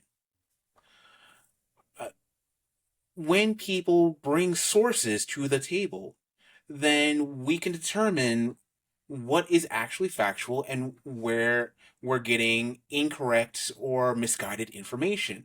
And we can weed that out, thus continuing that cycle of providing sources and making sure that everyone's on the same page. As soon as we get to the point where we choose what details we want to go and believe, despite the fact that we have evidence proving the opposite, that's when we start having problems that we're seeing right now. That's when we start having politicians who are able to say whatever they want, whenever they want to people and get away with it, despite the fact that there's evidence to the contrary of what they're saying. That is when we get politicians who get into power and do the exact opposite of what they promised that they were going to do. That is when we get people who aren't in the political sphere rather, suddenly making decisions about state and government agencies, and federal agencies rather, that affect everyday lives. What we are seeing right now is the direct effect of not having your sources, not having evidence to back up statements. And it's only going to continue to get worse because when you get into a situation like this, all it does is continue to build up on itself. You're going to have more misinformation going out there. You're going to have more people disbelieving things because they were lied to by this one other person, so now they're less likely to go and believe this other person despite the fact that they may be telling them the truth. It only gets worse. And all of you who voted for a lot of this stuff, you only have yourselves to thank for it. And before anybody who might hear this says, but I didn't vote for this, I voted for good economic change. No, when you vote for something, you vote for all of what they want to do. You vote for their whole agenda. So that's why anyone like Andrew Schultz is saying, no, this is what I voted for. Bullshit. You voted for this and you only ignored it because of your own ego, or you thought you were smarter, you thought you were some kind of contrarian. No, you voted for this. Especially since it's not like this is the first time this guy got elected. This is his second term. You saw what he did the first time. Why would you think it was any different? So, I just want to add one thing, and this is personal opinion. I am not representing the rest of the cast here on Just No BS podcast. However, there are some people who say, oh, hey, you know what? I can't trust either party. I'm going to vote third party. I get that. I understand that. There are some third party groups that I actually think, would be a good representation of what I'd like to see out of the US. However, first and foremost, you should be voting for your right to continue voting freely. If you are giving up that right, it doesn't matter if you wanted to go and support a third party. You're never going to be able to do so ever again if you choose to give up that right to vote freely. Yeah, no, that is 100% facts. And it becomes worse when you ignore the rest of the world around you because you think your life is going to be better. All you've done is made this country fish in a barrel. We're not fish in a barrel. We're crabs in a barrel. All the crabs thinking that we have to fight each other to get out of here. When if you just look up, you'll see the real way out. It is what it is, and it's you guys are ants when a barrier is drawn. There is several studies shown that if you take an ant or something that is small and draw a line around it, until it crosses that barrier the first time, it'll stay in its own bubble, thinking there's something there blocking it. This is what you guys are fundamentally doing. You've drawn your own line in the sand, keeping your mindset, and if you would just step out of that mindset and realize they are playing you, you would stop getting played. It's that simple. And unfortunately, you're just going to reap what you sow until it happens to you. And like Devin said eloquently with the poem before, you're going to ignore what happens to, immigrants. You're going to then ignore what happens to black people. You're then going to ignore what happens to poor white people. And by the time it comes around to you, you're going to realize you got screwed. And there's no one there to help you at that point. Yeah. And all because you didn't check your sources. You didn't read. You didn't actually look into what something would happen. Like, I mean, at a certain point, it's beating a dead horse, but we're in for, hopefully, and I can only stress hopefully, 3.5 more years of this bullshit. And even then, it's going to take like 20 years to fix some of the repercussions of what's going on now.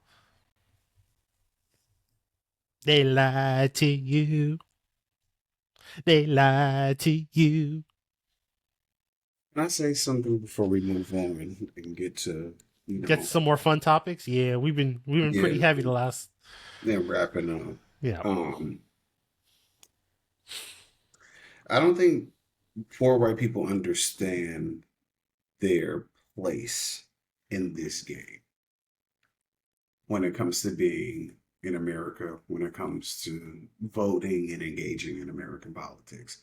There's a beautiful movie, Oscar Award winning for some of its parts, called Hustle and Flow. Um, you poor whites are the poor white bitch that was under Terrence Howard. When it comes to the game of politics, you're easily controlled, easily malleable, and we can pass off our expectations onto you. That's how the government views y'all. Because let us not forget, Terrence Howard did go to jail. Right after he assaulted Ludacris, he had a single on the rise. He passed off the labor to the poor white girl. And she was the one who carried it across the finish line. Mind you, she was very easily controlled. He was putting hands on the other black women, the other black like sex workers and everything else like that. But she fell very quickly, very effectively to his linguistic skills. That is y'all. That has been y'all for the better part of 45 years politically. You care about what people say and how they represent it. We see it Trump. We see it with Trump both times. We saw it with George Bush when he was sending your sons, daughters, nieces, nephews, cousins, uncles, fathers off to a war to where a good portion of them were protecting fucking opium fields and stealing gold, resources, and books from a country that wasn't even involved in the terrorist attack. Let's not forget that your grandfathers were stupid enough to believe the bullshit that got sold with Pearl Harbor. All of these major wars required something to strike the American citizen at the heart so that they felt comfortable sacrificing their kids. Y'all think abortion is sacrificing kids. Enrolling your children or accepting the fact that your children are enrolling into essentially rich man chess isn't a sacrifice. Neo-fascism. These brothers are nice. I'm not. You're fucking stupid. They lied to you. They lied to you. You seek community with people who propelled themselves using their own resources that they hid from you out of the economic community that you were subjugated to live in. This man has multiple baby mamas, right? Y'all hate people of other races who did it with baby mamas. He has baby mamas. Who's he? Y'all didn't want me to say jack-o'-lantern. Y'all like pumpkin spice, Agent Orange, Cheeto. He got baby mamas. Y'all look Let's down go to on Agent Orange. Let's go to Agent Orange. I actually like that one. Agent Orange. Because right now he's playing as a double agent. For himself and himself. For himself and against himself. Mouth full of shit and ass full of lies. Yeah, double pump, both sides. Like, I don't care. Like, I want y'all to visualize this. This is what I see. Mouth full of shit, ass full of nut. Stumbling around. It switched up again. This is what it is. It switches up. He's in a bukkake. Like, what are you talking about? I feel like Cal just put him on like a lazy Susan, just spun him around and like, all right, round and round he goes. Where he stops, nobody knows. It's facts, but let's not ruin Lazy Susan's. I'm just simply saying. Something's going in somewhere and he's getting what he's asking for. This is what we're dealing with now. Because y'all accepted this. Y'all didn't realize that you were not only getting double penetrated by the financial institution that is America, but the educational system. So you got fucked both ways. And you think that it's cool. The educational system failed you. because you failed your fucking self. You couldn't pull yourself up by your bootstraps and read above a fifth grade reading level, bitch. That's why you're in this situation. And then financially, your family couldn't do that generationally. Let's not do this. Let's get really into the statistics of this thing. What is the largest group of racial individuals that occupy WIC and SNAP? It's white people. If I recall correctly, specifically white women. That's the worst part. I also want to add in something. It's actually more of a triple penetration because we also have to take into account. And I'll let you recover from that one real quick. But but you also have to take into account like big box churches and so on and so forth because now that's starting to get involved as well. I'm not talking about religion in general. I'm talking about like the televangelists and other people who influence through religion specifically have also started to get political and also driving to that side as well. So it So is all no of it matter with no what, lube. you have no excuse. Yes. It is triple. It is triple. You got one in the ass, one in the pussy, one in the hand, because y'all can still talk. That's why we hear stupid ass commentary coming from y'all. My bad. Devin, you are Hold on. actually correct. Thank Hold on. And the worst part is they're doing it all with no lube. You still got one hand you still got one hand free to finger wag at black people for doing something and a mouth that's still able to spout racism. So your pussy, your asshole, and your left hand is occupied, and you're finger wagging. Bitch, like, what are we fucking doing here? Like, we're dealing with the. Bro, I'm going to relax after I say this. It is a hill that we all have to come across when it comes to improving ourselves, when it comes to ridding ourselves of hate, when it comes to stripping down things that were preconceived on us, ideologies and things like that, to come and see people for individuals as opposed to a race or an experience. Y'all have, up until this point, refused to do the spiritual labor to get over that hill. I have white friends. They know where I'm on. I have white family. I have Japanese family. I have family from everywhere, period. Not just biologically, but culturally as well, to where we can agree right is right, righteousness is righteousness, and evil manifests itself in a bevy of forms. And a lot of white American individuals have yet to been able to separate evil from color because Now that's a bar. it has been indoctrinated. One of the first film that got shown in the White House was Birth of a Nation. That was the first film that they played.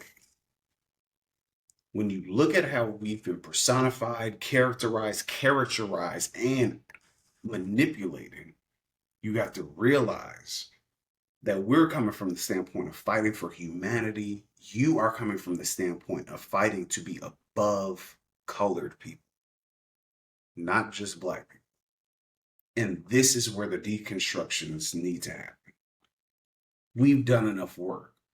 Every black person that you know is bilingual. We know what y'all want to hear. We know how y'all want to hear it. And we know how we communicate with each other. Unless your name is Candace Owens. Or RG3. Or it's a few cones. It's a few 5-star cones out here. Or that sportscaster I hate that I never remember his name because he does not deserve to be remembered. But all of this is coming from love. I want to love y'all. I want us to be a community as to where it's a class issue and things like that.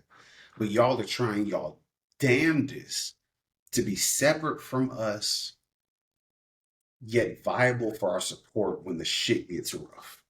That's not how this works. In the words of my lovely wife, hurry up and figure out a way to go to Mars and leave the rest of us behind because we don't want y'all no more. Go join Elon Musk's moon Mars special colony where no one is there to help y'all because all of us regular people can't afford it. and we'll take care of this shit. Y'all go to Mars and leave us the fuck alone. And don't come back neither. Once the shit gets popping, don't come back. Don't come back. Don't come Facts. back. He gonna put ketamine in your food. I need y'all to know. It's ketamine in your food and baby oil in your body wash. I need y'all to accept that. That's right. Get Take the Diddler, take Elon, take Agent Orange, take Candace Owens. Just take Take all R. of y'all. Kelly. No, don't leave R. Kelly with us. Oh yeah, No. take him Get too. him the fuck up out of here. They can all go. Spacey too. He killed them gay boys, allegedly. My bad. Go ahead. All right. Well, I think we're done with all of our serious topics. I think we're all caught up.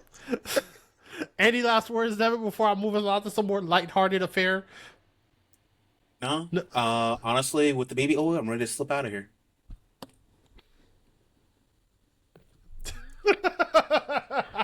I did it.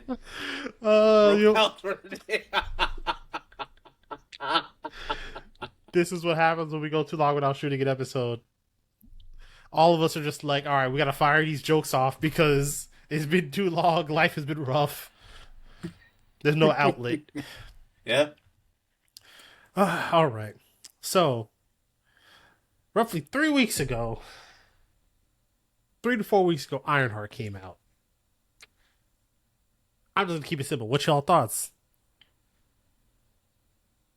Did you like it as a show? Did you like the themes it was presenting? Did you like the ending? What you think? Conflicted. Oh, go ahead. Go you ahead. had thoughts? No. All right, fine. I'll break the ice here.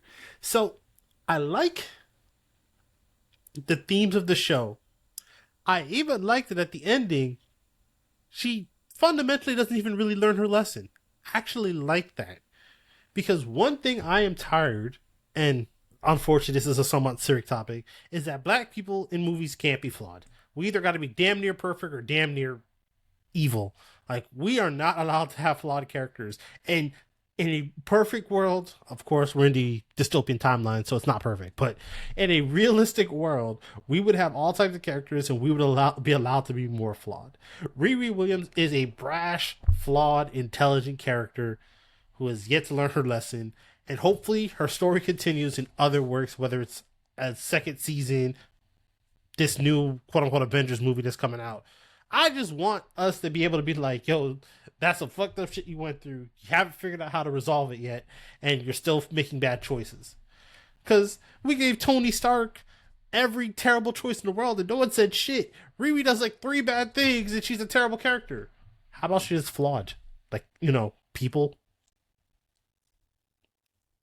She never learned how to properly process or grieve, so she's still making bad decisions when it comes to her friend because she can't let her go. Like, that theme just completely went over everyone's heads, but because she's a black girl, she's a terrible character. Get that shit out of my face. So, I'm conflicted, and it's for some of that same reason there. On one hand, I do like seeing flawed characters. It adds an additional dimension to them. I do want to see them on the path of growth to fix that at some point. But it doesn't necessarily have to be resolved all within, like one season or anything of that nature. Did we forget we're in a cinematic universe? Tony Stark's whole character arc did not end in Iron Man 1. He had, 2, 3, Civil War, Endgame, Infinity War, Endgame, some couple other shits, Spider-Man. This dude was in like 11 movies, 11 times. Like, he had a whole fucking character arc throughout a series of movies. This is her first appearance. It ain't over.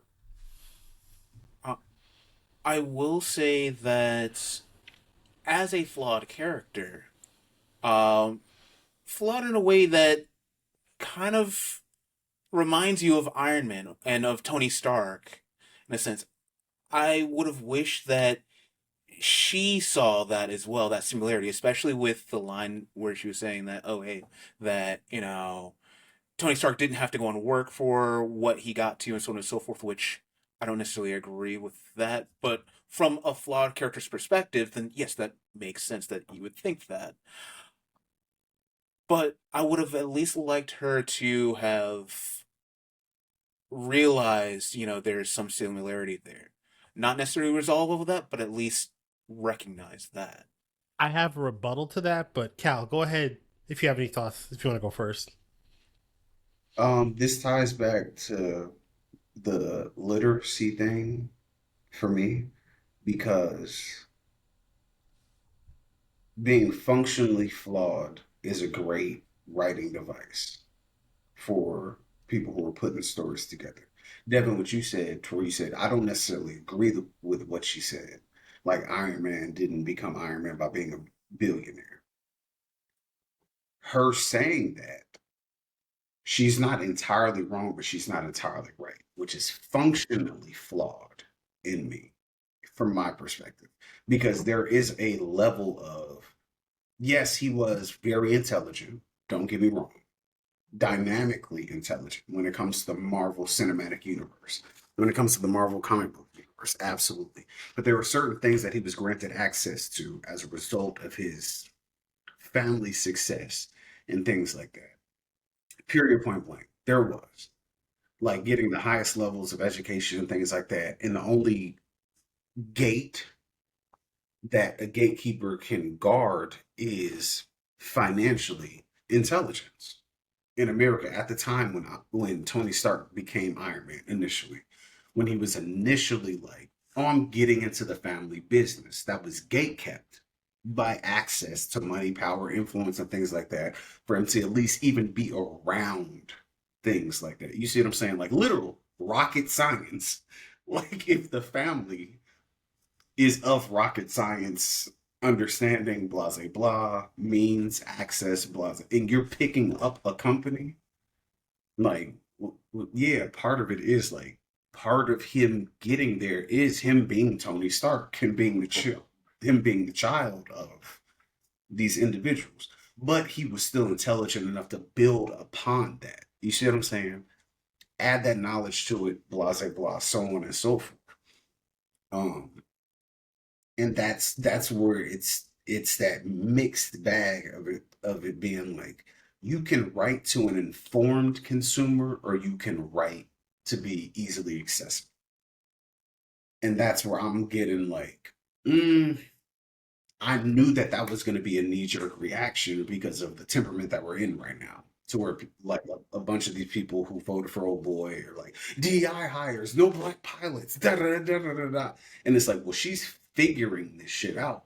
Like she didn't come from a family that owned like a $1 billion. weapons organizations. Yeah, like she did. Her dad was a fucking mechanic.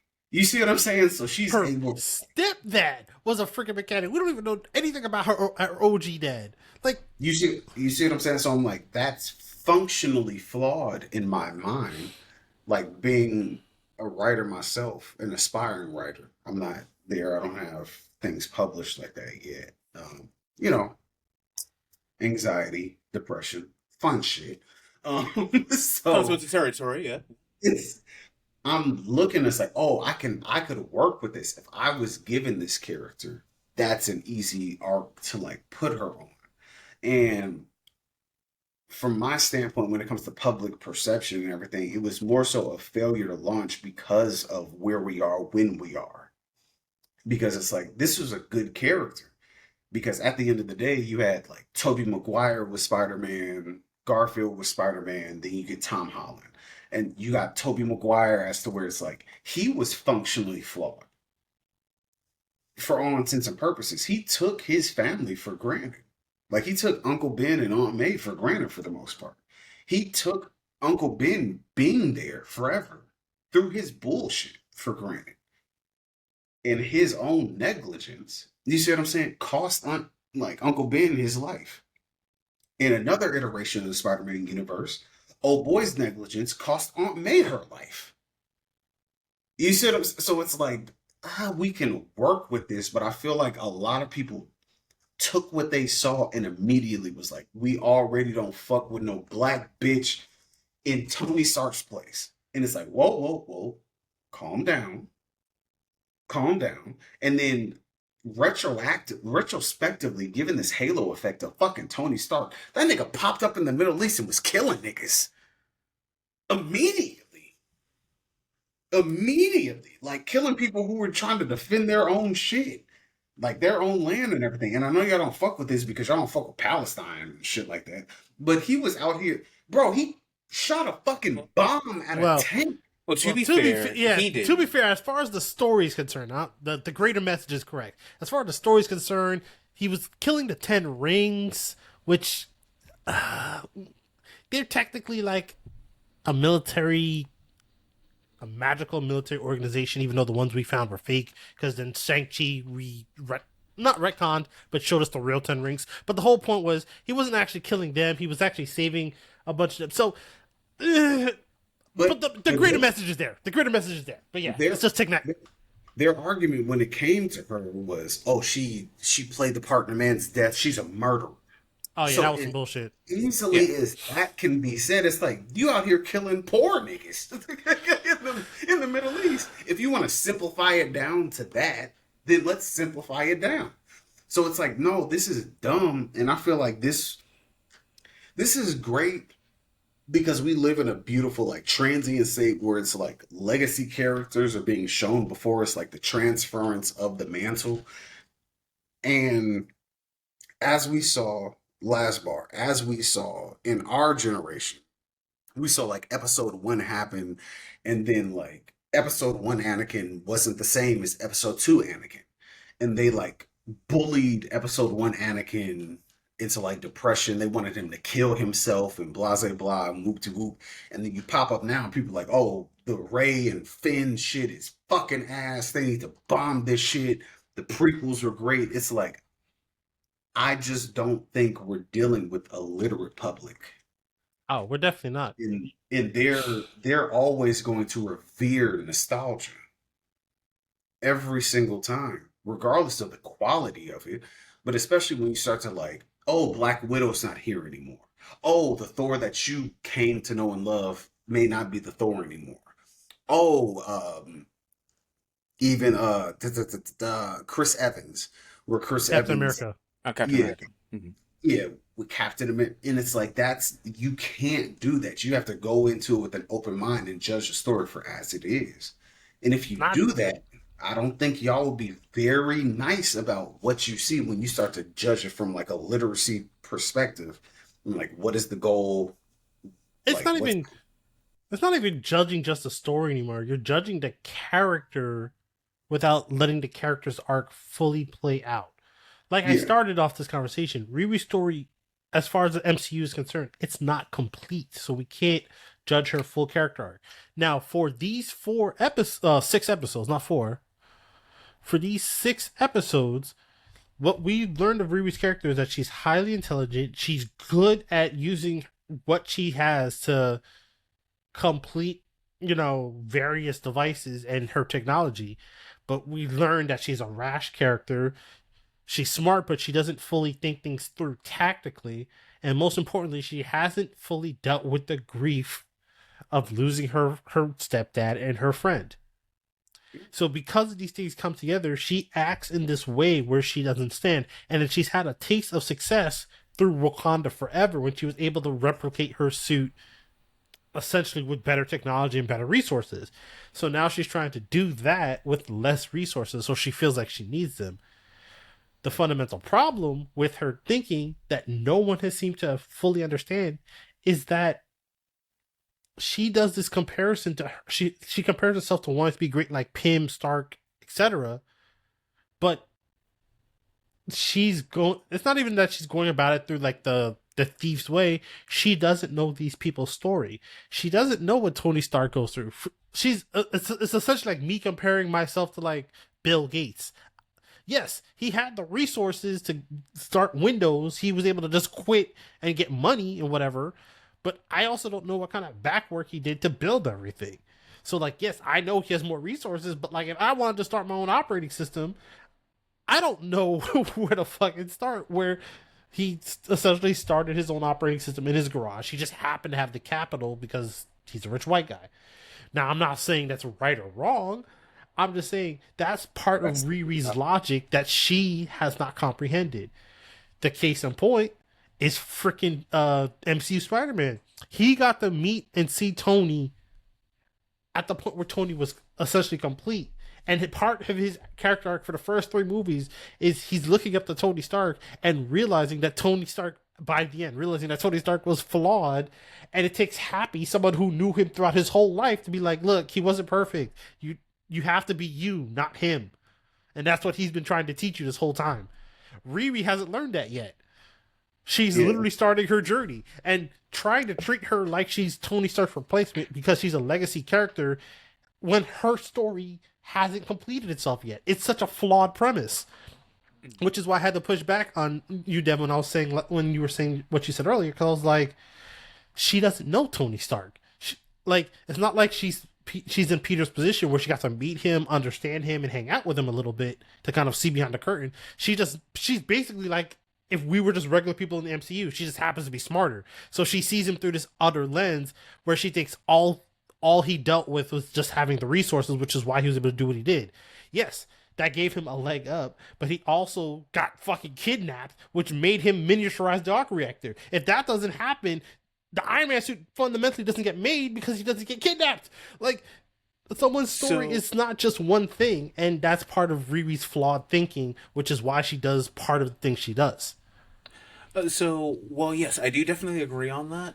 I do think that as a character who is as intelligent as she is, I would think that she would have also picked up on some of the parallels between her and Tony Stark, at least at the level of intelligence. Well, yes, they may have had different resources and so on and so forth, which would have definitely given Tony Stark a leg up. I personally, and this is, again, just personal opinion here, I would have preferred that by the end she at least acknowledged that there are some similarities. They're not as different as she thought without knowing any of his backstory. Just happening to see some of the things that he was able to come up with and do with the information that was really available, which it is widely known in that universe that, yes, he was essentially kidnapped and so on and so forth, and how he basically escaped and so on and so forth. I would think that she would at least be able to acknowledge some of that. Not necessarily fully accept him, but at least acknowledge that there's something there. And then build off of that moving forward as like a growing path for her. For me, it depends and it can be a bit of a stretch. Again, I think that it's still somewhat of a flawed thinking path, not because it couldn't happen, but I think and this is part of the thing that makes having literacy and conversations about what you read or watch so important. The way I see it is that, and again, I can be completely wrong, but you mentioned personally, that might have been part of your thought process. Right, and that's why I had to clarify that. Yeah, theoretically, if we're looking at Riri as a standalone character, the very first thing we realize, or at least it looks like they tried to show within very episode 1 up to where she gets, up to when she's flying back home, is the fact that she's so rash to try to get to the next part of finishing whatever she's finishing. She didn't think it through. So here's my point. First, you did all these other kids' homework trying to get money to finish up your suit when you could have actually taken that technology you had to another place and they would have funded you forever. You could have probably left MIT, just went to Stark Industries and be like, this is the stuff I can do, and they probably would have funded you. Step 1, if you were just trying to get straight money. But she didn't do that. She took the... But that's one of those things that they test with the SATs and everything else like that. Like, essentially like fluid application of knowledge. And if you don't have that, you just don't have that. Like, there are certain things as to where it's like, if she's not exposed to that, like how capitalism works and things like that, like she's gonna do exactly what she did 9 times out of 10. That's my point. She's smart she and Tony are smart in the both technical thing, but that is not the only way someone can be smart or wise. And that's just what life shows you. Tony Correct. wasn't smart when it came to fighting. Captain America is smart when it came to fighting, which is why they made a great team, and which is why even in Avengers 1, Tony at the end in the final fight with the Chitauri, Tony tells Cap to call the play because Cap knows how to fight. Tony's good at building shit and technology. That doesn't necessarily mean he's good at fighting. Riri's problem is that she's rash. She doesn't think it. She thinks about the technology, but she doesn't think about the other applications or the other way of thinking things. It takes 3 to 4 episodes for Riri to even consider magic. When at this point everyone knows about magic because of fucking Endgame and Infinity War. So like there are so many different aspects where it's like it's not about being wrong. It's about single-mindedness. And Riri is whole, at least for this first season of Ironheart. This could potentially change. She could potentially mature and grow.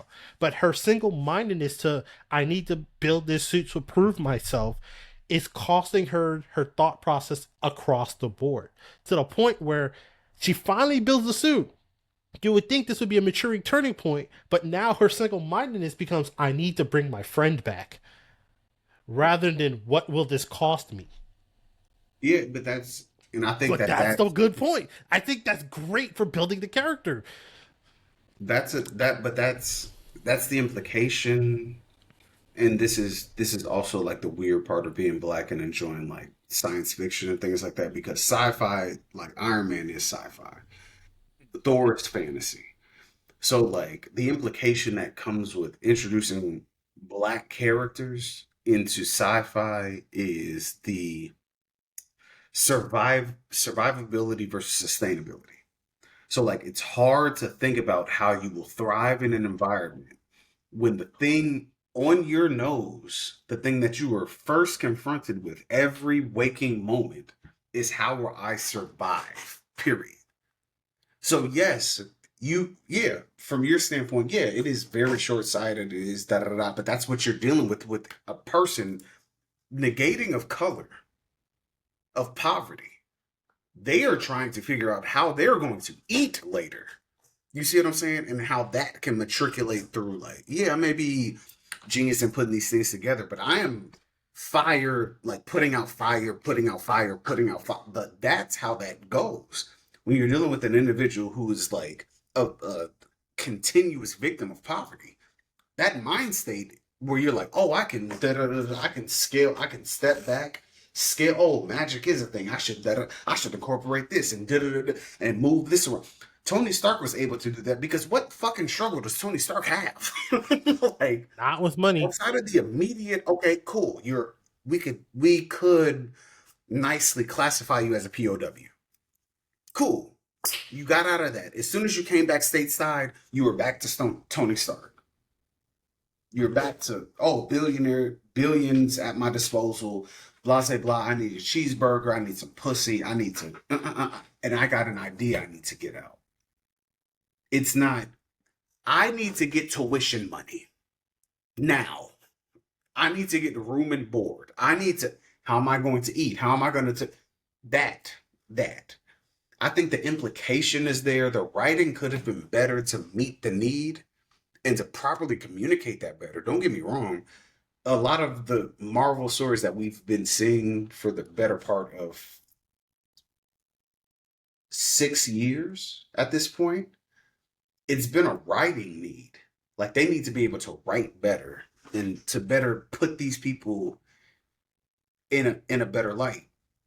Even so much so, like the first time that you see an American black person hold the station of Black Panther, he immediately went to militarizing, and it was like, that's good because Wakanda was never colonized.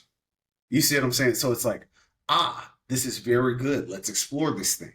I get it. You have a very preset hero arc, like a hero theme, blah, blah, blah. You want to kill the villain to get to a new villain in the next joint, but it's like, no, Killmonger should have been a 2-movie villain, period.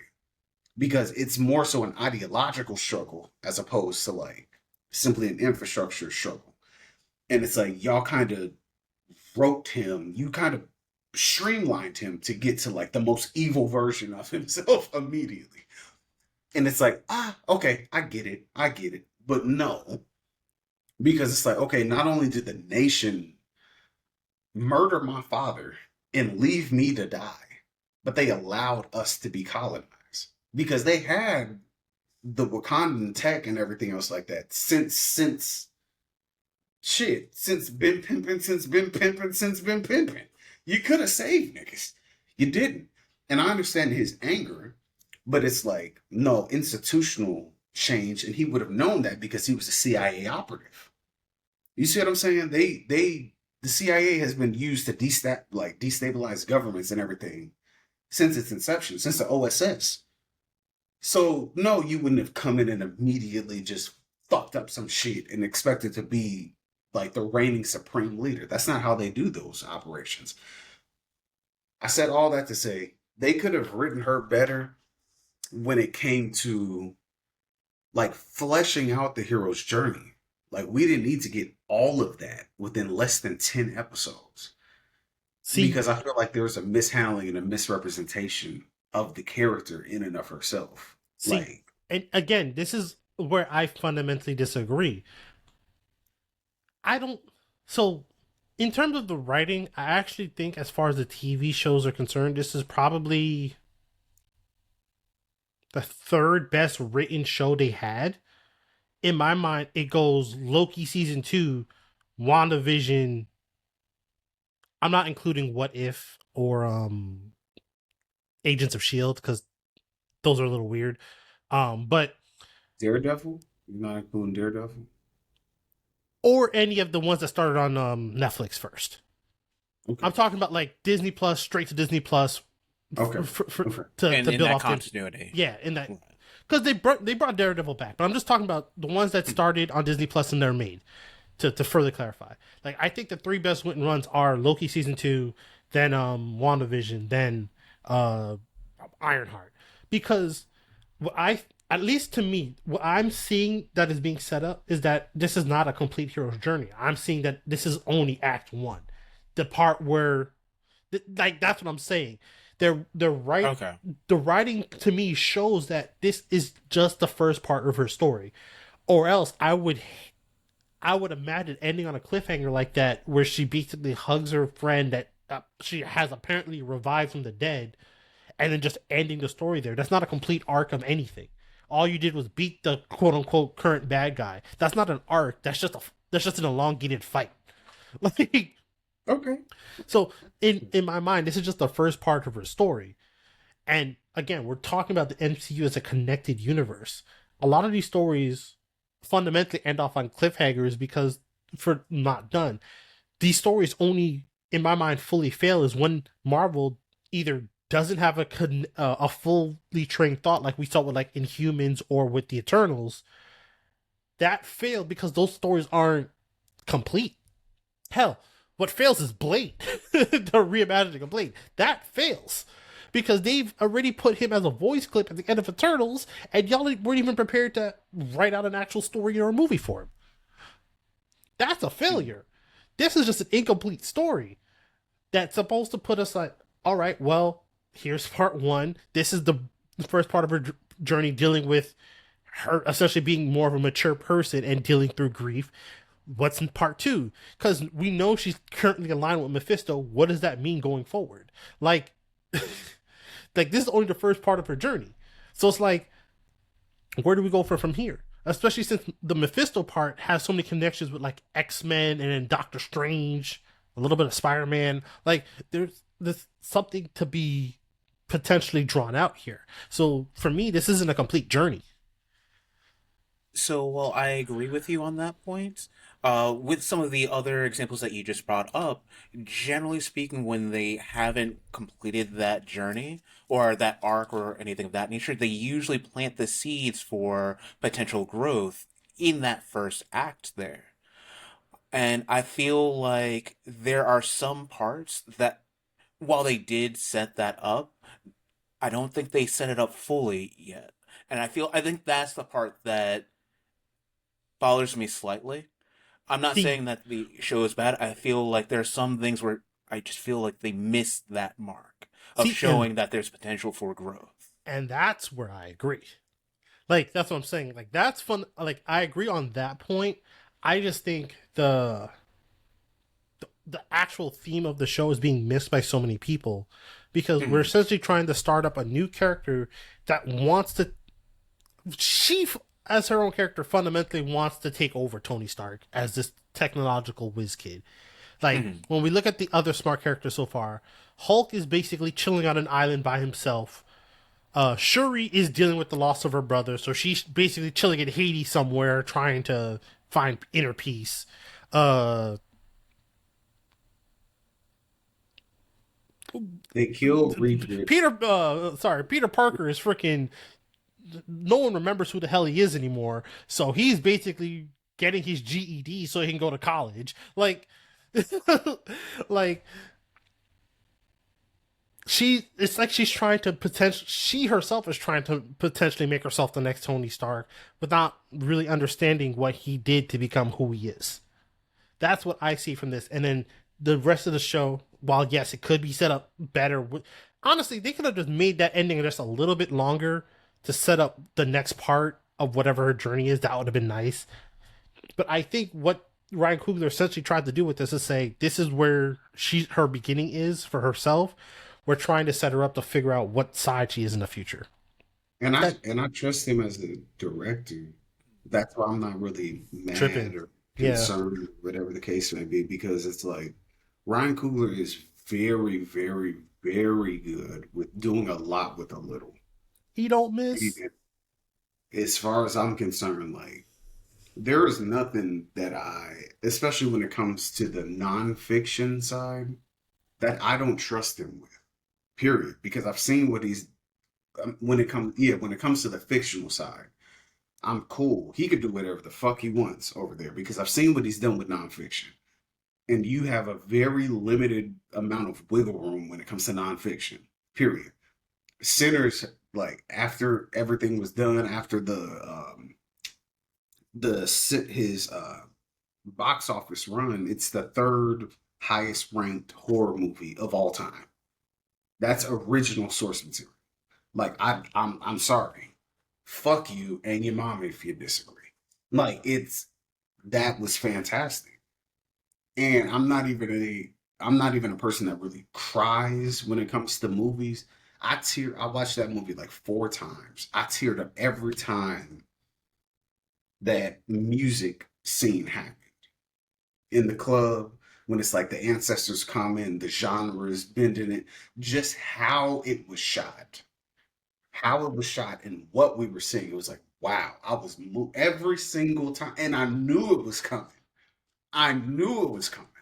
And I'm watching this, and as like a music lover myself, somebody who grew up in the South, somebody who like learned music from his like parent. I learned music from my parents, my grandparents. I was blessed to see my great grandparents. My grandfather was like a fucking connoisseur on the harmonica. My grandfather and my grandmother housed John Legend when he was going through a rough patch in his life in Chicago. Like I'm listening and feeling all of this. I'm like, this is like spiritually moving to me, like on a fundamental level. And he did that there with no basis. There was no, oh, this is a comic book of sinners and you got a couple weeks. Boom, new idea. We're giving you this. So when you have source material that they've put out and everything, the story may be told slow. Okay, cool. That's fine. I don't need like how Invincible and everything else gets released. I don't need you to give me the whole fucking season to appreciate it. If you're a great storyteller, a great storyteller is always going to tell a great story. Shout out to the Clips. I hadn't heard a new Clips album in a decade and some change. And I listen to it every day. Listening to Whips and Chains, listening to POV, listening to these individuals craft something in front of me. It's hibachi. You see what I'm saying? Like, this is, bro, I'm fine. The first season is cool. It's cool. Don't get me wrong. It's nothing crazy, classic, that best ever. Putting it on the well, Breaking Bad and Sopranos and let people cook every now and again. Hell, That's all. That's all I'm coming from. Hell, just to take an example, Breaking Bad season 1 isn't even that good. It takes like 2 or 3 seasons to build up. Case in point. Yeah, the first drum was cool, but it wasn't like, oh, this is gonna be the greatest ever. It was like, okay, like it's a good season. Drug dealing cancer boy. With his dropouts, Yeah, like and at the end of the day, I think it's preconceived notions. It's preconceived notions. Too many people, especially this current culture BS war that we're in, are taking their preconceived notions and not taking a story for a story. And I think that's what the problem is. And people are refusing to take that extra step because everything now is either you gotta watch it for brain rot or you gotta watch it to dunk on someone. That's all we're getting. Like, that's all people are thinking about nowadays. And it's sad. And that goes back to our favorite term of media literacy. Gotta watch something for what it is fully, through and through. All right, y'all. We have been cooking for a while now. I had a fun little big note we could have done, but I think we should save that for next episode. So I don't wanted to touch on that one. I mean, let's try. All right. For the audience out there, just for Devin, we're gonna try to wrap things up in 10 minutes. So, Lightning put rounds. your big boy pants on, real quick. So, the big nope, a big nope we cooked up a couple weeks back, but we've had to save it. Would you rather go through the Real Life Experiment? For anyone who has not read Real Life, it is a great manga, or watched it because it's also an anime. Would you rather go through the Real Life Experiment or be isekai'd, knowing you would not get to stay in that world and keep those abilities, So, to explain, the Real Life Experiment was an experiment where you take a pill and for 1 year you go back to high school and relive a life for 1 year to try to rehabilitate who you are as a person. Or would you prefer to get isekai knowing that you're not going to stay in that world and or keep any abilities you would get? Cal looks like he's got a response already. Go for it. Because I already know what answer I have. real life experience. Real life experience. My senior year of high school, I did not play football. I stopped playing football my senior year of high school. I fully committed to band. It's fantastic. You know, great. Learned a lot about music theory, everything else like that. Had a great experience. Was able to do more music, record more music because I wasn't doing 4 days. For those of you who know, Real quick, because I'm pretty sure you haven't had a chance to read or watch this yet. Here's the thing, Cal. The Real Life Experiment does not take you back in time. It makes you. Yes, it takes your brain as it is. So you're 30, whatever. You take a pill. Your body goes back to the body of a 17-year-old. It doesn't take you back in time, and then you go back to high school as if it's the current day. Oh no, that's a pedophile thing. Okay, it's isekai.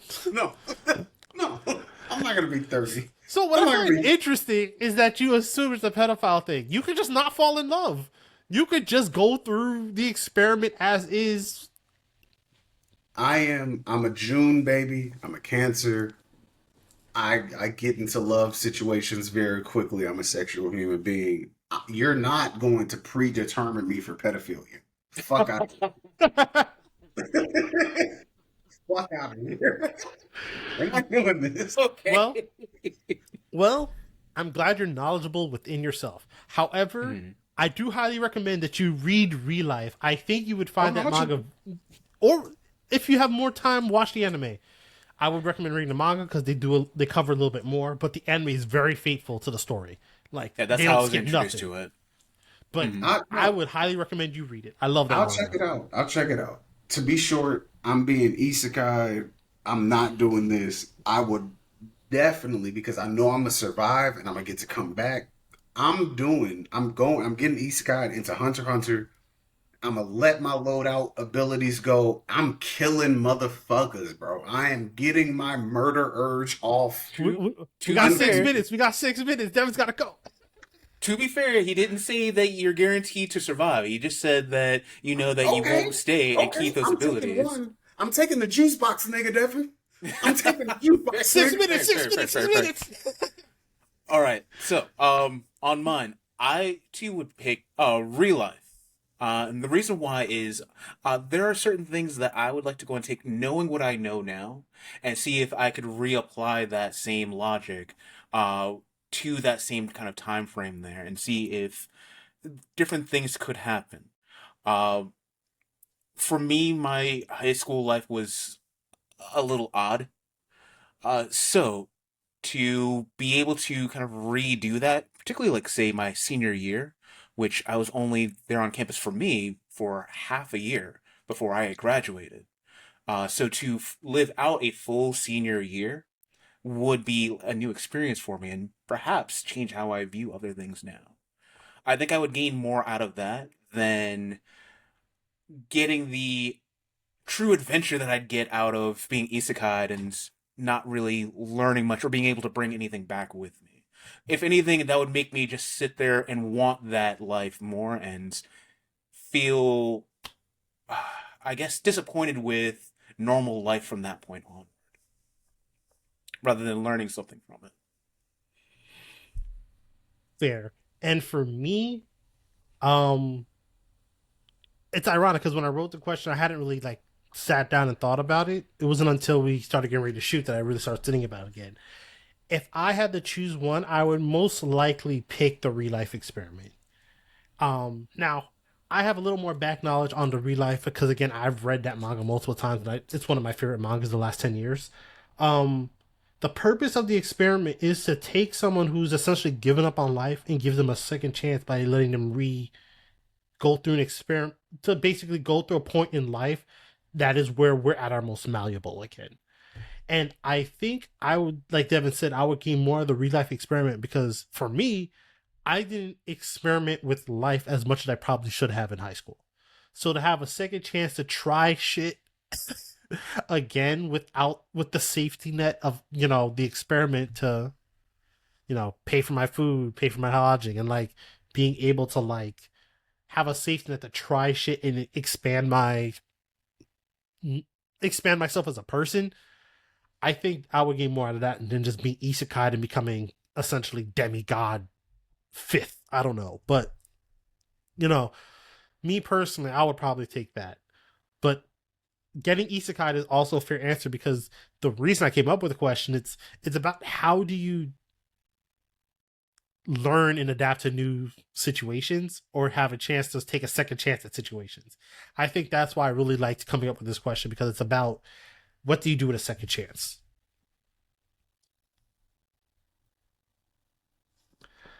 So, on that note, I think we're gonna go ahead and end with the quote of the night. And I picked a classic one for anyone who likes to actually read. So before we go into a quote, any final thoughts for the episode, fellas? Reading? What was Yes. I grew up with Samuel Jackson in my life, so I read a book. I read a book. Any final thoughts, Cal? No, it's been great. I missed y'all boys. But all right. So as we wrap up for the night, I like to leave you with one quote like we always do. Morality is simply the attitude we adopt towards people we personally dislike. Oscar Wilde, An Ideal Husband. And as always, I've been your boy John. Dev. Peace out, y'all.